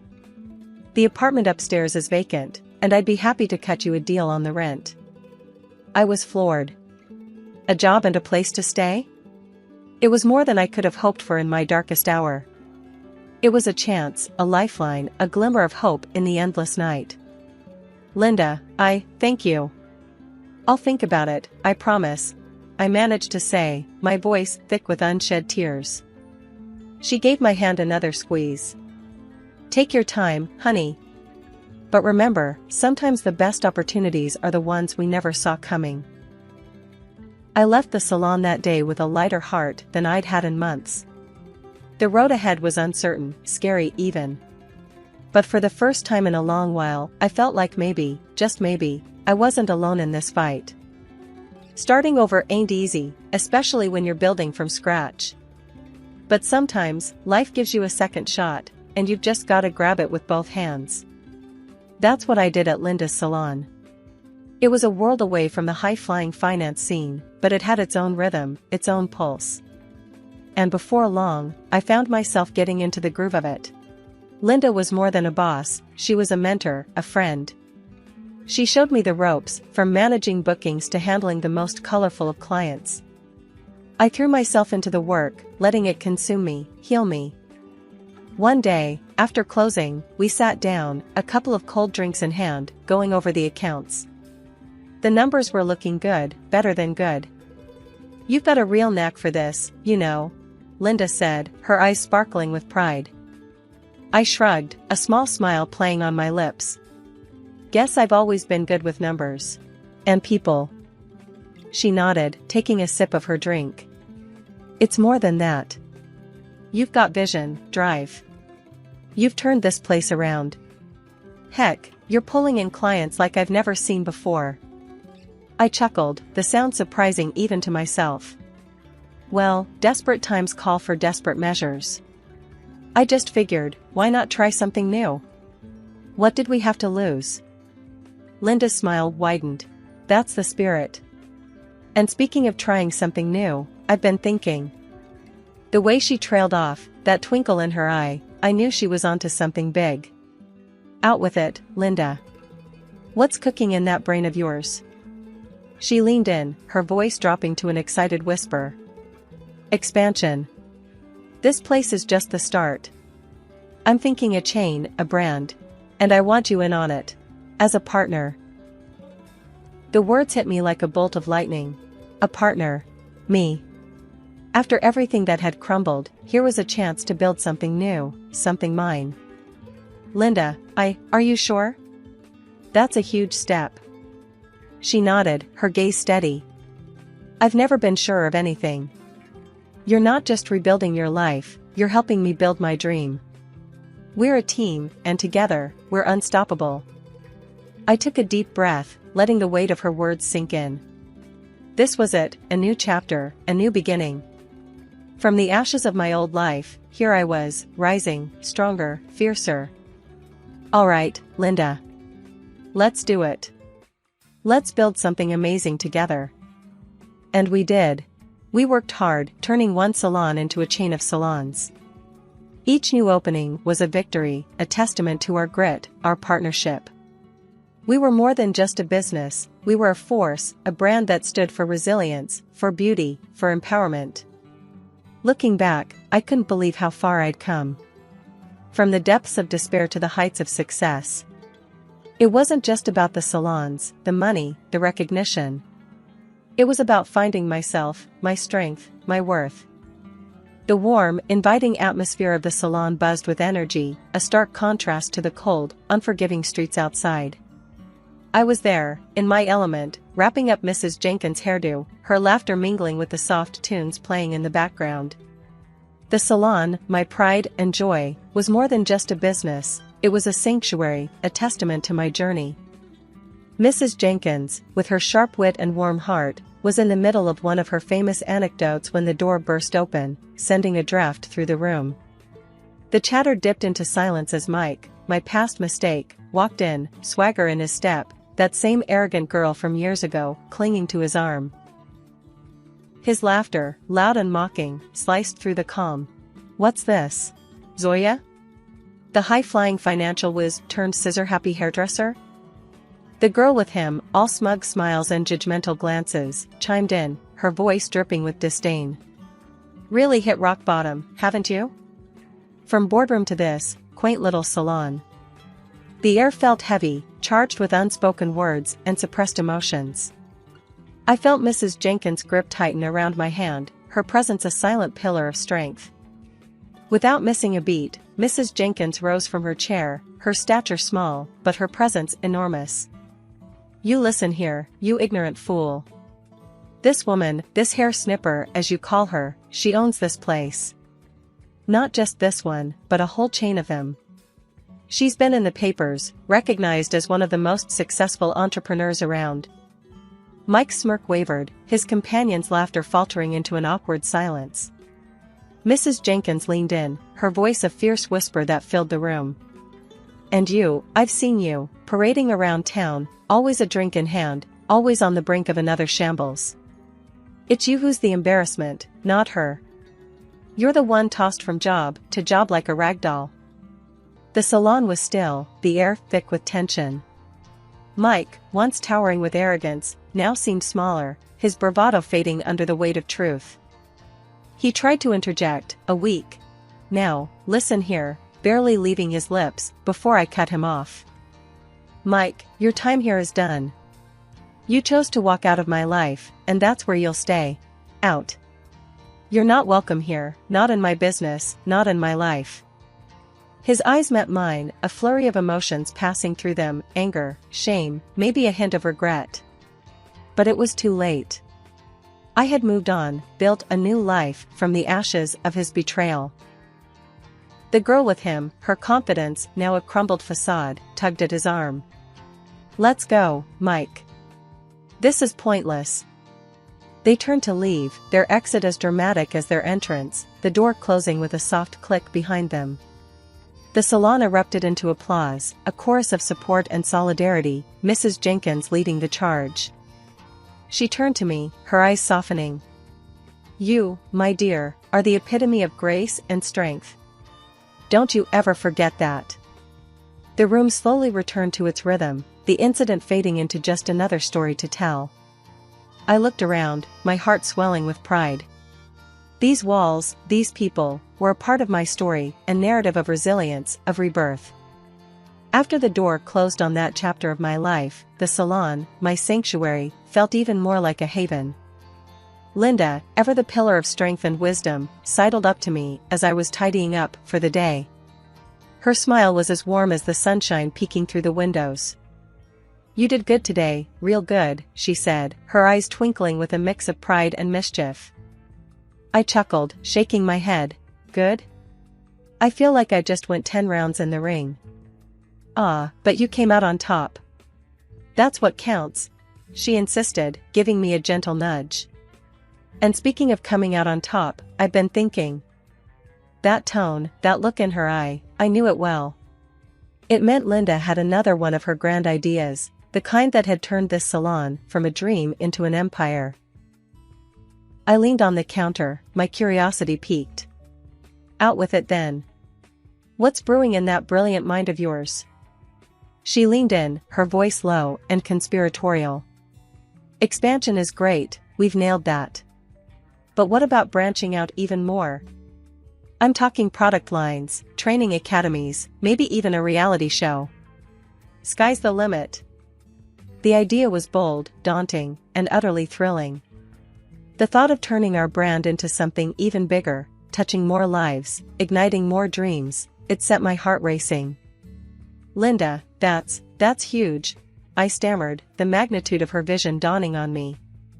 You really think we can pull it off? She scoffed, playfully swatting my arm. Think? Zoya, I know we can. Haven't we proved that already? We're a dynamite team.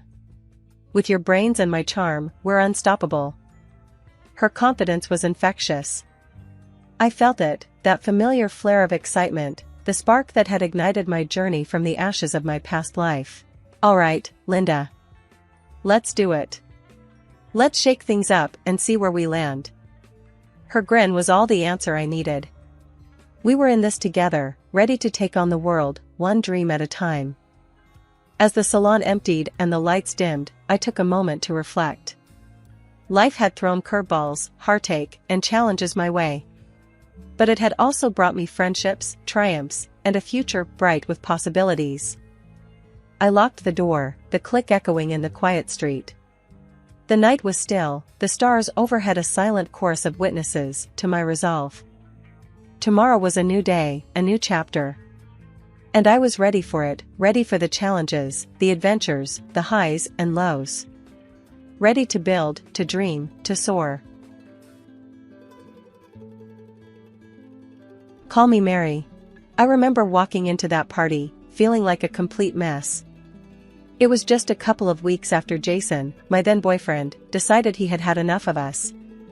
It's not you, it's me, he said, the same old tired line. So there I was, drowning my sorrows in a glass of cheap wine, surrounded by couples looking all happy and in love at our friends' get-together. I felt out of place, like a sore thumb sticking out in a sea of bliss. Enter Alex. I hadn't noticed him until he was right beside me, his sudden appearance pulling me out of my gloomy thoughts. Looked like you could use some company, he said, his voice smooth, with a hint of something I couldn't quite place. I remember looking up, ready to give him a piece of my mind, but the words died on my lips. There was something disarmingly honest in his gaze that made me pause.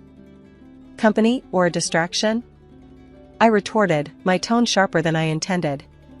I was in no mood for small talk or flirting. Whichever you need more, he shot back with a grin that was both infuriating and charming at the same time. It was the first time in weeks that I found myself genuinely smiling, despite my best efforts to stay miserable. We spent the rest of the evening talking about everything and nothing.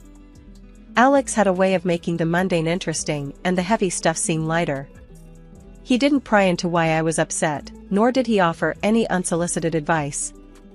He just was there, making me laugh and forget about the heartache, if only for a few hours. As the party winded down, he offered to walk me home. It's late, and the streets aren't exactly friendly at this hour, he said, a note of concern in his voice that felt comforting. I hesitated for a moment, my mind screaming at me that it was a bad idea to walk alone with a guy I had just met. But then, looking into his eyes, I felt an inexplicable trust. Alright, but if you try anything funny, I swear I'll scream, I warned him, half joking, but also dead serious. Alex threw his head back and laughed, a sound that was unexpectedly delightful. Fair enough. I promise to be the perfect gentleman, he said, offering me his arm in an exaggeratedly gallant gesture. That walk home was the beginning of everything. We talked about our jobs, our families, our dreams, and our disappointments. Alex worked in IT, a geek at heart with a passion for old-school video games and a knack for fixing just about anything. I told him about my job in marketing, how I loved the creativity it allowed me but hated the office politics. By the time we reached my apartment, I didn't want the night to end. There was something about Alex that felt right, like a puzzle piece I didn't know I was missing. "Thanks for tonight. I needed it more than I thought," I admitted, feeling a twinge of vulnerability. "Anytime," Alex said, his voice soft. "And hey, if you ever need a partner in crime or just someone to vent to, you know where to find me." And I did. In the days and weeks that followed, Alex and I grew closer. Our initial banter turned into deep conversations, and the more I got to know him, the more I liked him. He was caring and attentive, always there when I needed a shoulder to lean on or a laugh to brighten my day. It wasn't long before our friendship blossomed into something more. Looking back, I can hardly believe how quickly things progressed. But with Alex, everything felt easy, natural. It was as if we were meant to find each other that night, to heal each other's wounds and build something new together. The day he asked me to be his girlfriend, he did so with a clumsiness that was utterly endearing. "So, I'd been thinking," which is always a dangerous thing, he started, scratching the back of his neck nervously. "But I really like you, more than I've liked anyone in a long time. And I was hoping, maybe, you'd feel the same way?" I remember laughing, not at him, but at the absurdity of the situation. After all the heartache and disappointment, I had found someone who made me feel alive again. "I do, Alex. I really do," I said, and the smile he gave me in return was everything. The honeymoon phase, they say, doesn't last forever. But when the shift came for Alex and me, it hit like a freight train. I'd come home from work, bone-tired from the day's grind, only to find Alex sprawled on the couch, eyes glued to the TV, surrounded by a day's worth of mess. At first, I brushed it off, chalking it up to bad days or just a man's typical disregard for clutter. But as days turned into weeks, and weeks into months, the pattern held. One evening, after a particularly long day, I walked in to find the living room looking like a disaster zone. "Seriously, Alex?"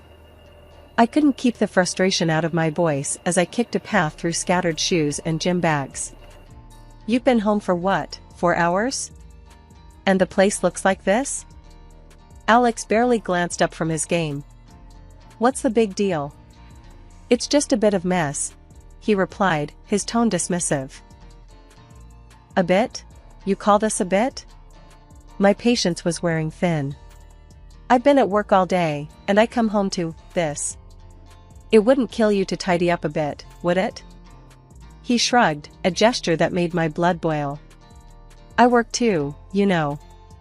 Why should I spend my free time cleaning?" "Because you live here," I shot back. "It's called being an adult, Alex. Taking responsibility." His response was to turn up the volume on the TV, effectively ending the conversation. I stood there, fuming, as the realization sank in. This wasn't just about the mess. It was about respect, partnership. And right then, it felt like I was lacking both. One night, in a desperate bid for some semblance of order, I decided to tackle the kitchen. The sink was piled high with dishes, leftovers turning into science experiments. As I scrubbed and scraped, I couldn't hold back the tears. This wasn't the life I envisioned. This wasn't the partnership I signed up for. Alex found me there, elbow-deep in suds and misery. "Hey, what's this?" he asked, his voice softer now, laced with concern. I shook my head, unable to find the words. "I'm just tired, Alex. Tired of feeling like I'm doing this all alone." He sighed, running a hand through his hair. "Look, I get it. I'll try to do better, okay?" But trying didn't seem to translate into action. Days passed, and the pattern continued. Promises were made and broken, leaving me to wonder if this was our new normal.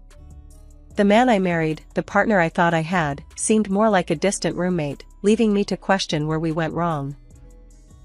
It wasn't just the chores or the mess.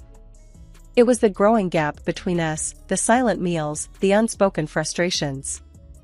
I missed the man who walked me home that night, who made me laugh and feel loved.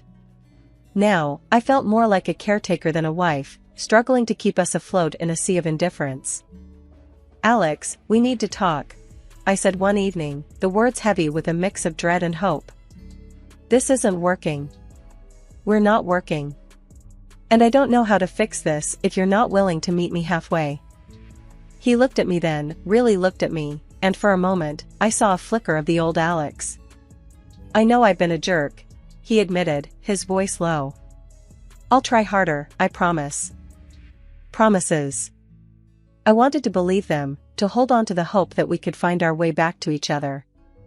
But as the days turned into weeks, and the mess remained, those promises felt more like echoes of a past we couldn't reclaim. The mess around the house grew worse, if you can believe it. It wasn't just clothes or dishes anymore. I found dirty socks in the fridge once. Yeah, you heard that right. In the fridge, next to the butter. I walked into the kitchen, ready to make some coffee, and there it was, a sock, chilling with the dairy. "Alex," I yelled, holding up the offending item like it was evidence in a trial. "Explain this." He wandered in, looking bewildered and not the least bit guilty. "Oh, must have dropped it," he said, as if that was a normal thing. "In the fridge? Really, Alex?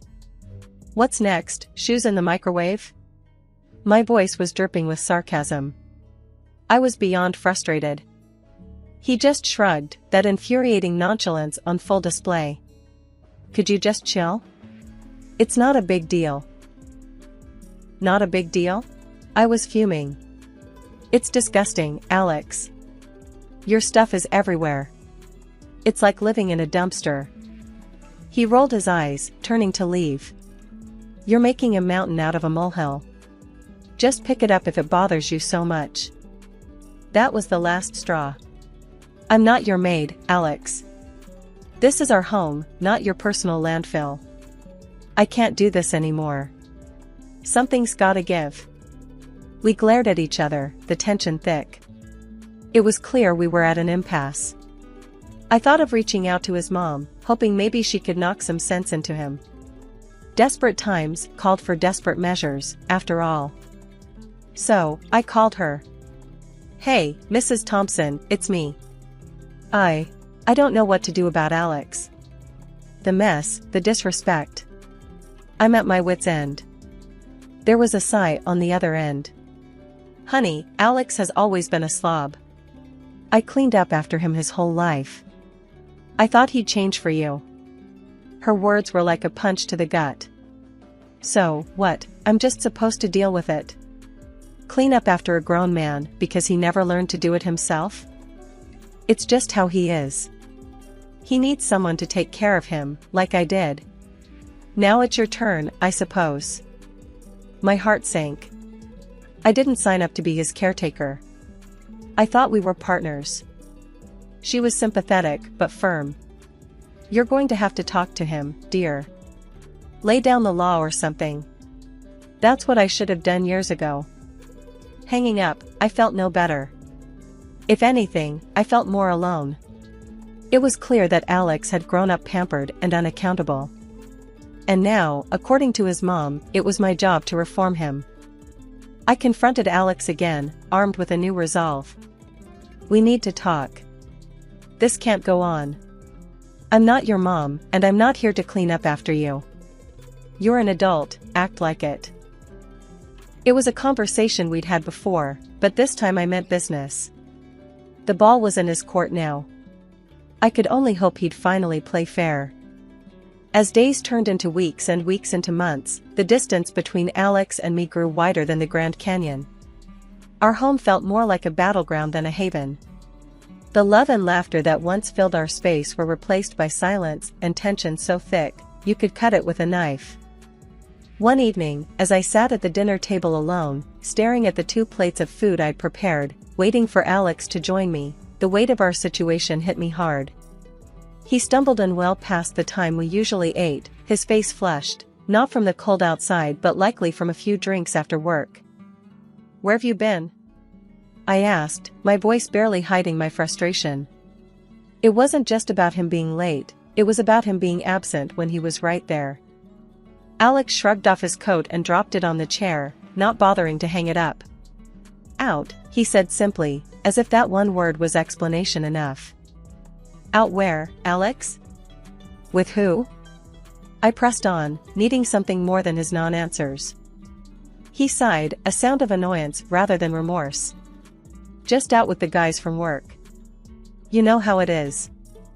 I didn't, actually. Our once shared experiences and stories had turned into his life and my life, with a chasm between. We used to go out together, remember? We had friends, a social life together. Now, it's like you're living a whole separate life. He finally looked at me, his eyes not meeting mine. "I just needed some space, okay? You're always on my case about something. The cleaning, the dishes, being home on time. Can't a guy catch a break?" His words stung, not because they were entirely untrue, but because they underscored how far apart we drifted. "A break?" I echoed, my voice rising despite my attempt to keep calm. "I'm not your warden, Alex. I'm your wife. Or at least, I thought I was. Partners give each other breaks, they don't take breaks from each other." Alex didn't respond. He just moved past me, heading for the fridge to grab a beer, as if that could solve everything. I watched him, a man I no longer recognized, and wondered how we got here. How did the man who once walked me home in the rain, who made me laugh until my sides hurt, become a stranger in his own home? "We're not okay, Alex," I said, the realization hitting me hard. "We're not okay, and I don't know if we can fix this." He paused, beer in hand, and for a moment, I thought I saw a flicker of the old Alex, the one who cared, who fought for us. But then he shrugged, a gesture that had become all too familiar. "Maybe you're right. Maybe we're not okay." His agreement should have been a relief, an acknowledgement of our problems. But instead, it felt like a door closing, a silent confirmation that we were too far gone to find our way back to each other.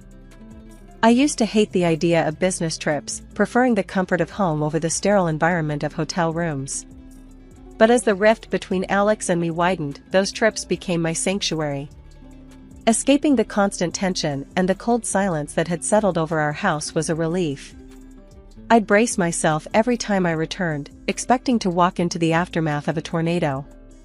Surprisingly, each time I came back, the house was spotless, which was the last thing I expected given Alex's usual disregard for cleanliness. The first couple of times, I was genuinely pleased, thinking maybe Alex had finally decided to pull his weight around the house. "Did you clean up all this?" I asked, unable to hide my shock and a flicker of hope that maybe, just maybe, we could turn a new leaf. Alex just shrugged, an all too familiar, nonchalant gesture that irked me. "Yeah, figured it's the least I could do," he said, but his tone was off, too casual, like he was brushing off more than my question. Something didn't sit right with me, but I pushed it aside, grateful for the clean space, but unsettled by the sudden change. It was after another trip, coming home to the same uncharacteristically clean house, that curiosity got the better of me. I decided to thank the person I thought responsible, his mother. "Mrs. Thompson, thanks for cleaning up the house." I didn't expect it, but it was a lovely surprise, I said, hoping to convey my genuine appreciation. Her confusion was a slap in the face. "Clean your house? Dear, I haven't been over in months. Alex should be taking care of his own mess, not you or me," she said, her tone a mix of surprise and a bit of annoyance. My heart sank, and a cold realization crept in. Confronting Alex didn't take long after that. "Your mom didn't clean." "So, who did?" "Because it sure wasn't you," I demanded, my patience wearing thin, tired of the lies and the evasiveness. Alex squirmed under the pressure, his usual confident demeanor crumbling. "Look, it's not what you think. he started, but his voice was too hesitant. Guilty. I pressed on, needing the truth more than I needed to breathe. Who's been cleaning our house, Alex? Because it's obviously someone.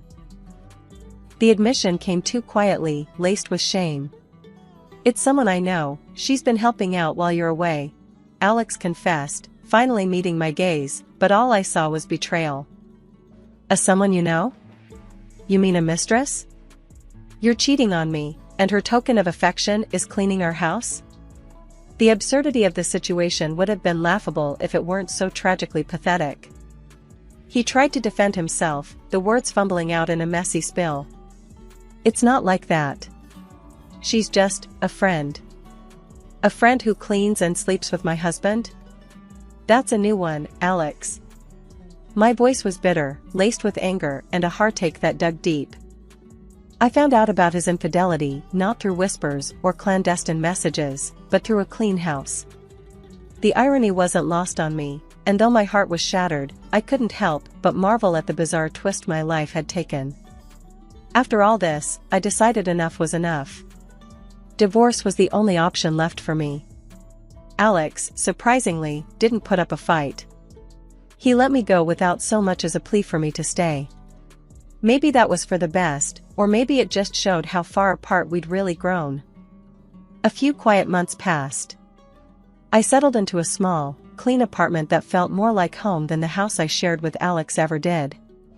Just when I started to enjoy my newfound peace, I got a call that turned my calm afternoon upside down. It was Alex's mom, and she was livid.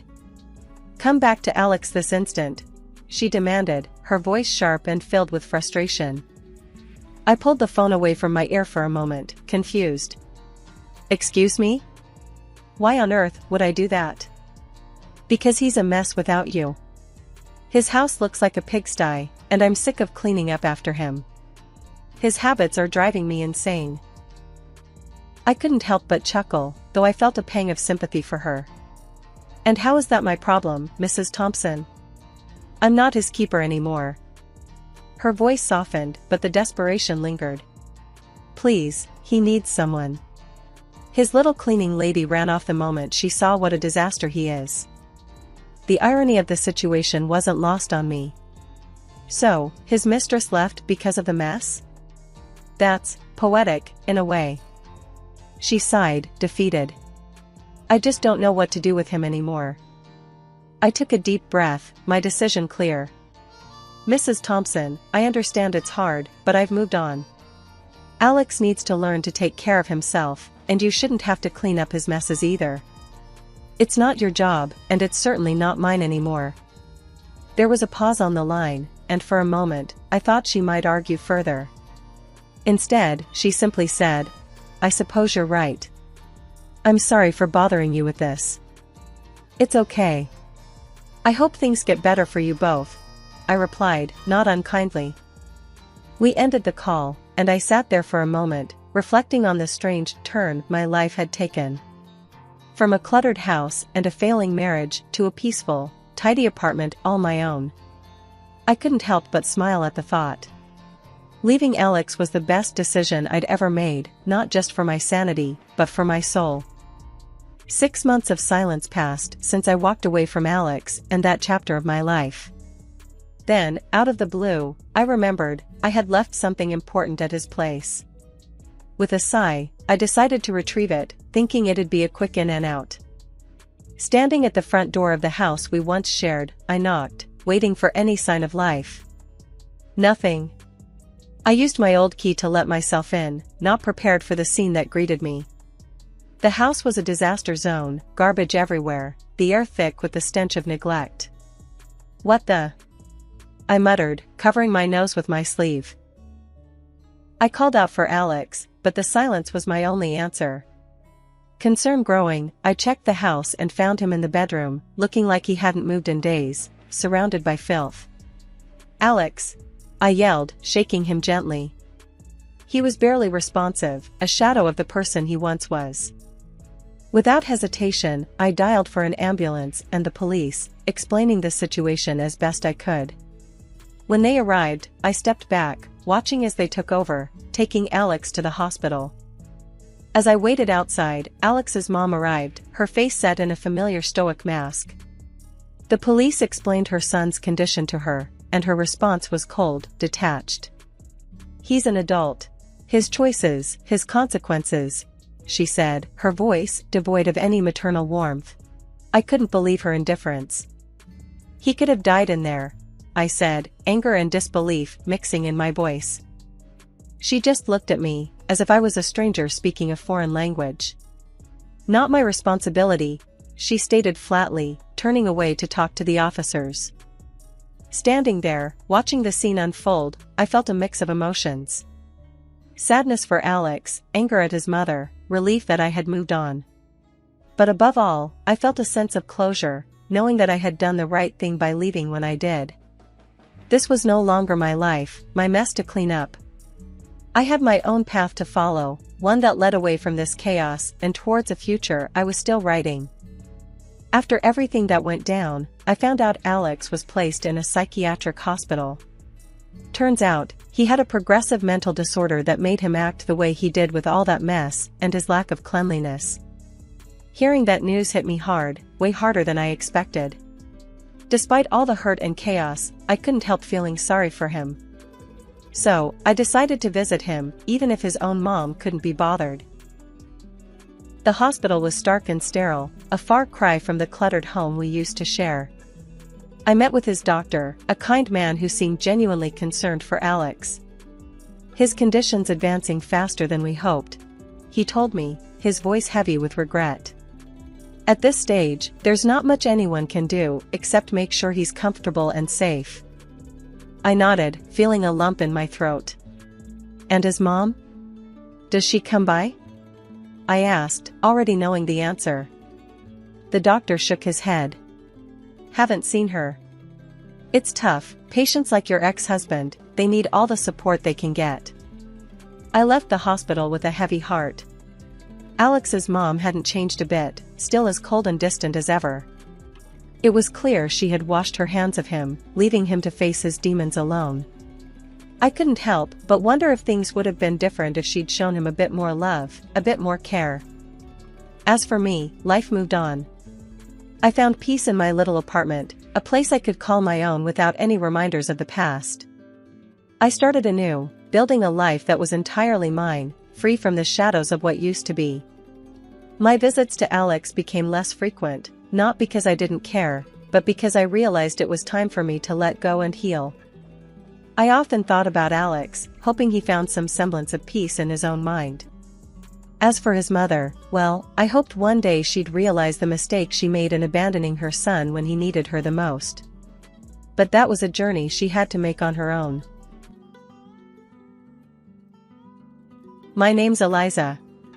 Growing up, the difference between me and my twin sister Anna was like night and day. She was the golden girl, and well, I wasn't. Our dad, a stern university professor, had his life's work tied up in books and lectures, while our mom was the quintessential housewife, dedicated to her home and family, pushing us to follow in her footsteps. From as early as I can remember, being at home felt more like sitting through a never-ending critique session. My parents had a blueprint for the perfect family, and it didn't include a daughter who wore band t-shirts and liked to keep to herself. "Eliza, why can't you be more like your sister?" was my mom's favorite line, usually tossed my way when I showed up at breakfast with my headphones in, trying to block out the world. Anna, on the other hand, basked in the glow of approval. "I just don't get why it's so hard for you to put on a nice dress and smile more," she'd say, flipping her perfect hair over her shoulder. It was like she was from a different planet. One particularly grueling Saturday, as our family prepared for one of Dad's faculty parties, a total snooze fest but mandatory appearance for us, I decided to rebel in the smallest way I knew how. I put on my darkest eyeliner and a pair of boots that definitely did not meet the appropriate standard. "You're not going out like that, are you?" Mom caught me on the stairs, her eyes darting down to my boots as if they were covered in mud. I shrugged, my standard defense. "Don't see why not." She sighed, that long, drawn-out kind that said I was the biggest disappointment in her perfectly ordered world. "Please, Eliza, just this once, can't you try to fit in?" "What for?" So you can pretend we're the perfect family? I shot back, tired of the same old song and dance. It's not about pretending. It's about showing respect for your father, she argued, her voice taking on that sharp tone that meant business. Anna, overhearing the exchange, came trotting down the hallway, her heels clicking on the hardwood like a judge approaching the bench. Mom's right, Liz. It's not that hard to look decent. Why do you always have to make things difficult? Maybe I don't want to be a clone of you, Anna, I snapped, feeling my face get hot. I hated these arguments, hated being compared. But more than anything, I hated feeling like the odd one out in my own home. Dad appeared at the bottom of the stairs, his brow furrowed. Enough, he commanded, his voice firm. Eliza, go change. Now. We're leaving in 10 minutes. His tone left no room for argument. He didn't yell, he didn't need to. The disappointment in his eyes was enough to send me marching back to my room to swap my boots for bland flats and wipe away half my eyeliner. As we drove to the party, the car was silent except for the classical music Dad insisted on playing because it was calming. I stared out the window, the trees blurring past. In that moment, I promised myself, someday I'd live a life where no one could tell me what to wear, how to act, or who to be. Someday, I'd be free from the echo of these expectations. My room was the only corner of the house where I could pretend I was somewhere else, anywhere else. Unlike the rest of the house, which was filled with my parents' choices, my room was mine. It wasn't much, just 4 walls covered in sketches and music posters, but it was my escape from the reality of my family's expectations. One evening, as I was trying to lose myself in a playlist of my favorite bands, Dad knocked and marched into my room, his face set in a familiar frown. Eliza, turn that noise down. And why haven't you studied with Anna today? You know you both have exams coming up, he said, his voice stern. I pulled out one earbud and looked up at him, trying to keep my voice even. I've been studying, just not with Anna. I learn better on my own. Dad shook his head, clearly not buying it. You know the rules. Your sister gets good grades, and you should be doing the same. I don't see why you always have to make things difficult. It's not about making things difficult, I said, my frustration growing. I just don't see why I have to follow Anna's way of doing everything. Can't I have my own way of studying? He didn't respond to that, just switched his complaint. And those friends of yours, I saw you with them at the cafe yesterday. I don't think they're a good influence. You should be spending time with the daughters of my colleagues. They're more suitable. I felt my temper rise. Suitable for what? For you? Because they talk about economics and pretend to enjoy those boring university gatherings? Before he could answer, Mom appeared at the doorway, her voice sharp as she joined in. Eliza, your father is right.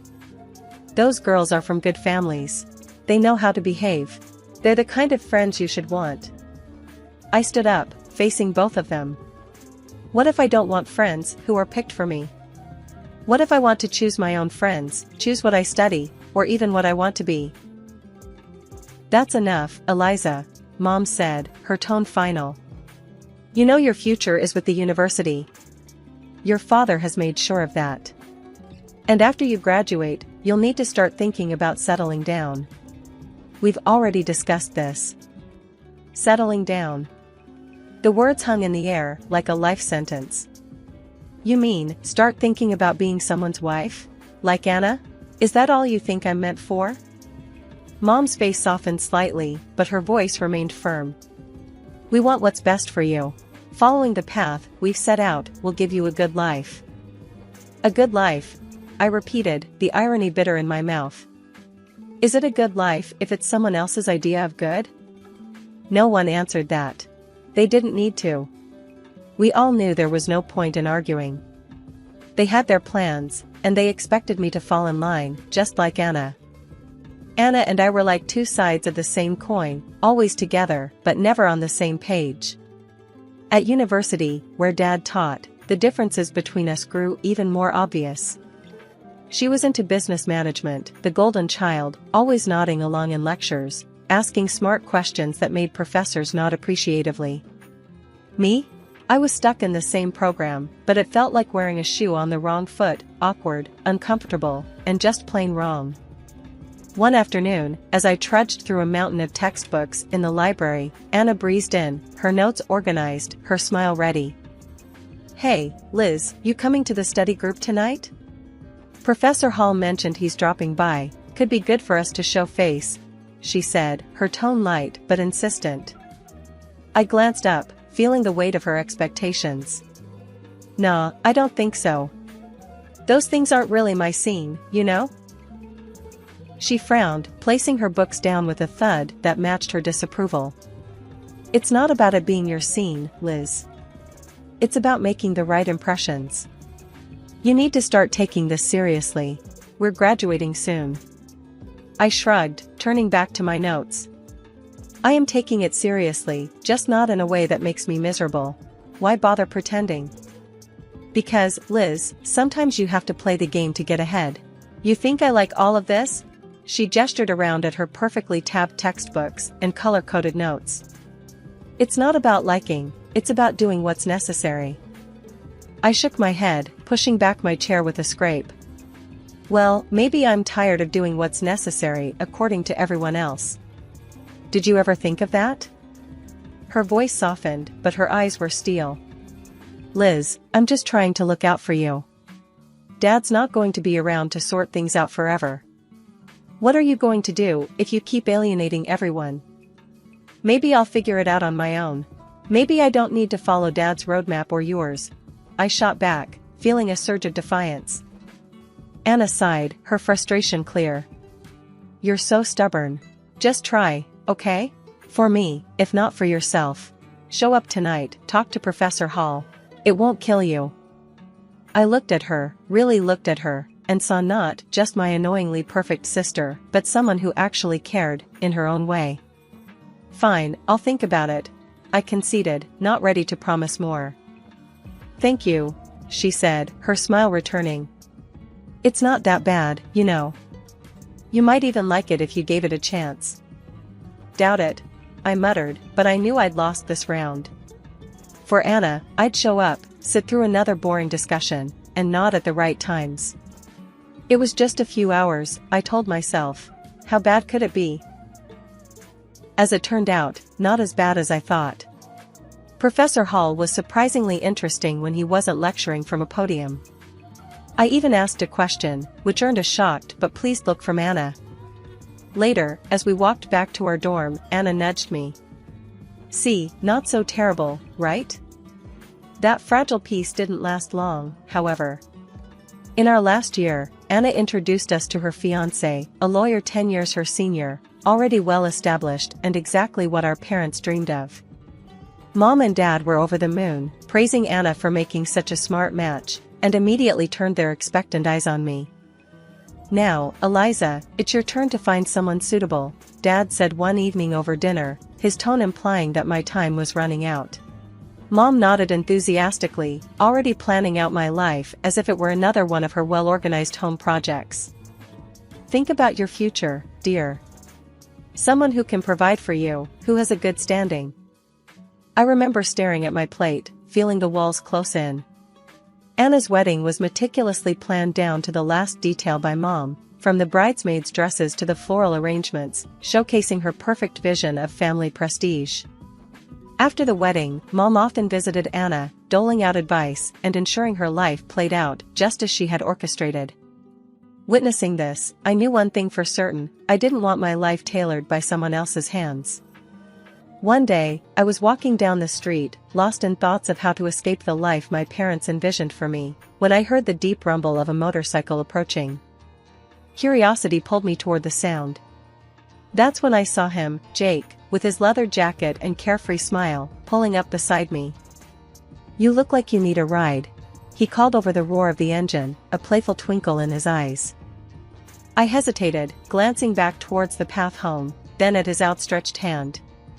What did I have to lose? "Sure, why not?"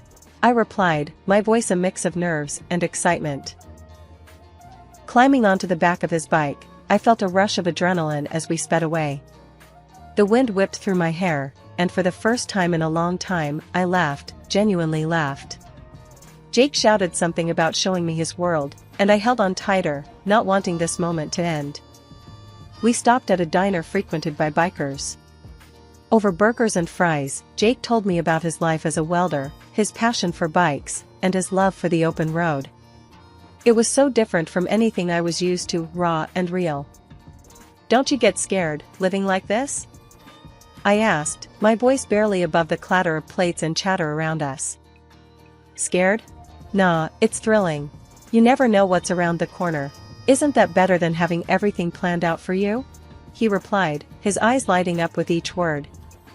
Over the next few weeks, we met secretly. Each ride on Jake's motorcycle pulled me further from the life I was supposed to live and closer to the life I wanted.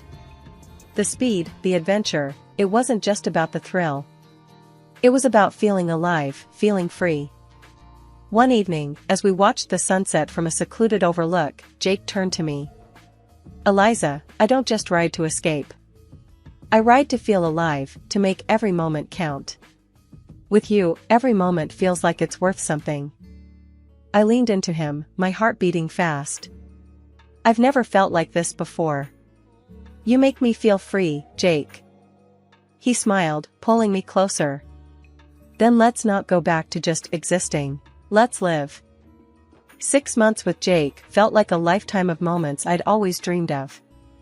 The day he proposed, under the stars with the gentle rumble of his bike in the background, my heart screamed a yes, before my mouth could form the word. It was perfect, except for one looming hurdle, my parents. I wrestled with the fear of introducing Jake to them. He was everything they disapproved of, his rough edges, his wild spirit, his simple yet content life as a welder. But love bolstered my courage, and I decided it was time they knew. The day I brought Jake home, he was clad in his usual, a leather vest, black t-shirt, ripped jeans, and a bandana. I loved that about him, he was unapologetically himself. We walked up the driveway, and I could already feel the weight of my parents' judgment. As we stepped inside, Mom's face went pale at the sight of Jake, her eyes widening in shock. "What in the world, Eliza?" she gasped, her voice barely a whisper. Dad's reaction was harsher, his words sharp as knives. "Who is this, and why is he dressed like a thug in our house?"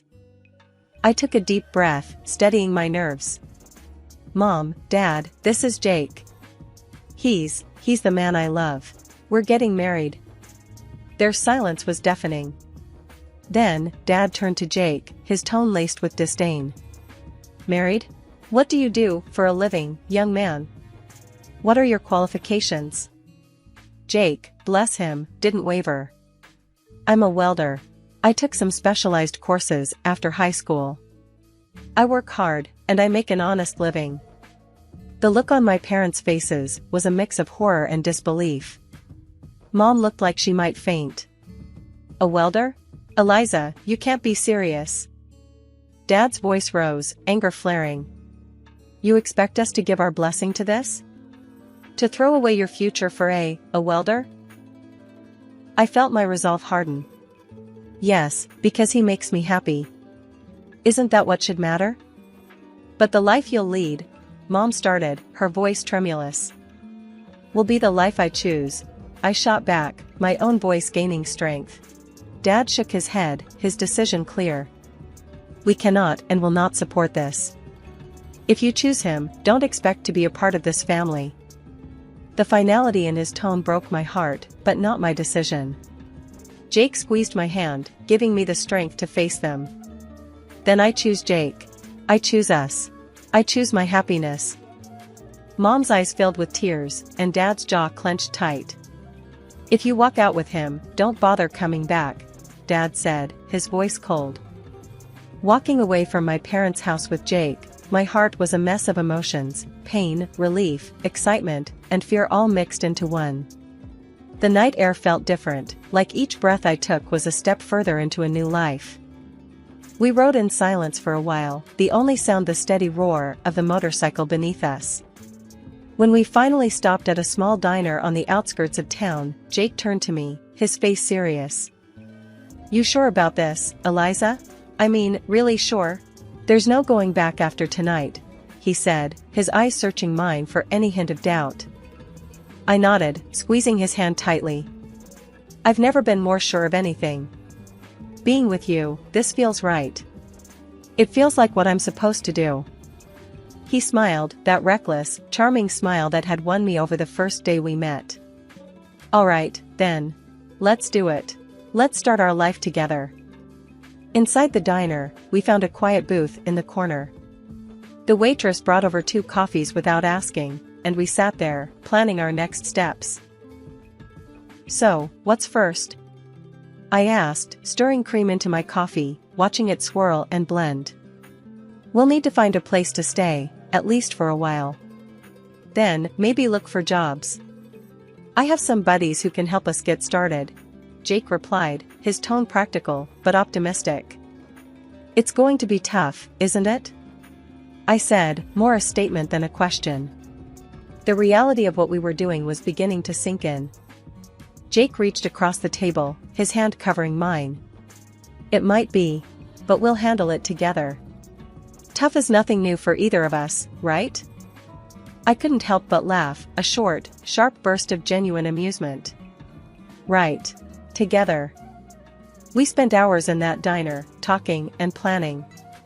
Every so often, Jake would throw out an idea that sounded so wild, so free, that it made my heart jump. "And maybe one day, we'll save enough to take that road trip across the country, just you, me, and the open road." "I'd like that," I said, allowing myself to dream bigger than I had ever dared. Riding back into the city, we began our search. The next weeks were a blur of activity. We found a small apartment on the edge of town, nothing fancy, but it was ours. Jake found work at a local garage, and I picked up shifts at a nearby diner. Life was hard, but it was ours. We made do with what we had, and every night when we came home to each other, it felt like we had everything. Months later, we decided it was time to make it official and got married in a small, intimate ceremony. I held on to a sliver of hope that my family would show up, that they would see how happy I was and let go of their prejudices. But the chairs reserved for them remained empty, and no congratulatory messages came. Despite the sting of their absence, the day was perfect because it was ours. Over time, I grew incredibly close to Jake's mom. She welcomed me with open arms, calling me her daughter, filling in the gaps left by my own family. Her warmth and acceptance healed some of the wounds left by my parents' rejection. Things were finally looking up for Jake and me. After he completed additional diving training and became a certified underwater welder, his income shot up to $150,000 a year. That change made a world of difference. We managed to buy a townhouse in a nice area, the kind of place I'd always daydreamed about but never thought I'd actually live in. I started working as a dispatcher in Jake's company. It wasn't just a job, it felt like I was part of something important, supporting the man I loved and building our future together. On weekends, we'd escape the city on his bike, roaring through winding roads and taking in breathtaking views of nature. Those moments, with the wind in my hair and his warmth against my back, were pure bliss. Living nearby, my mother-in-law became a frequent visitor. One such afternoon, while Jake was tinkering in the garage and I was fixing us some coffee, she arrived looking a bit troubled. "There's been some ugly news," she said as she settled down at the kitchen table. "Something about a professor at the university involved in a harassment scandal."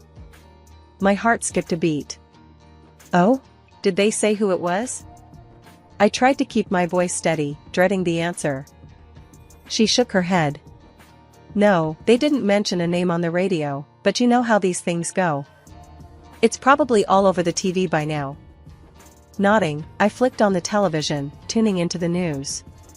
Sure enough, there was a report on the scandal, and as I had feared, my father's face appeared on the screen.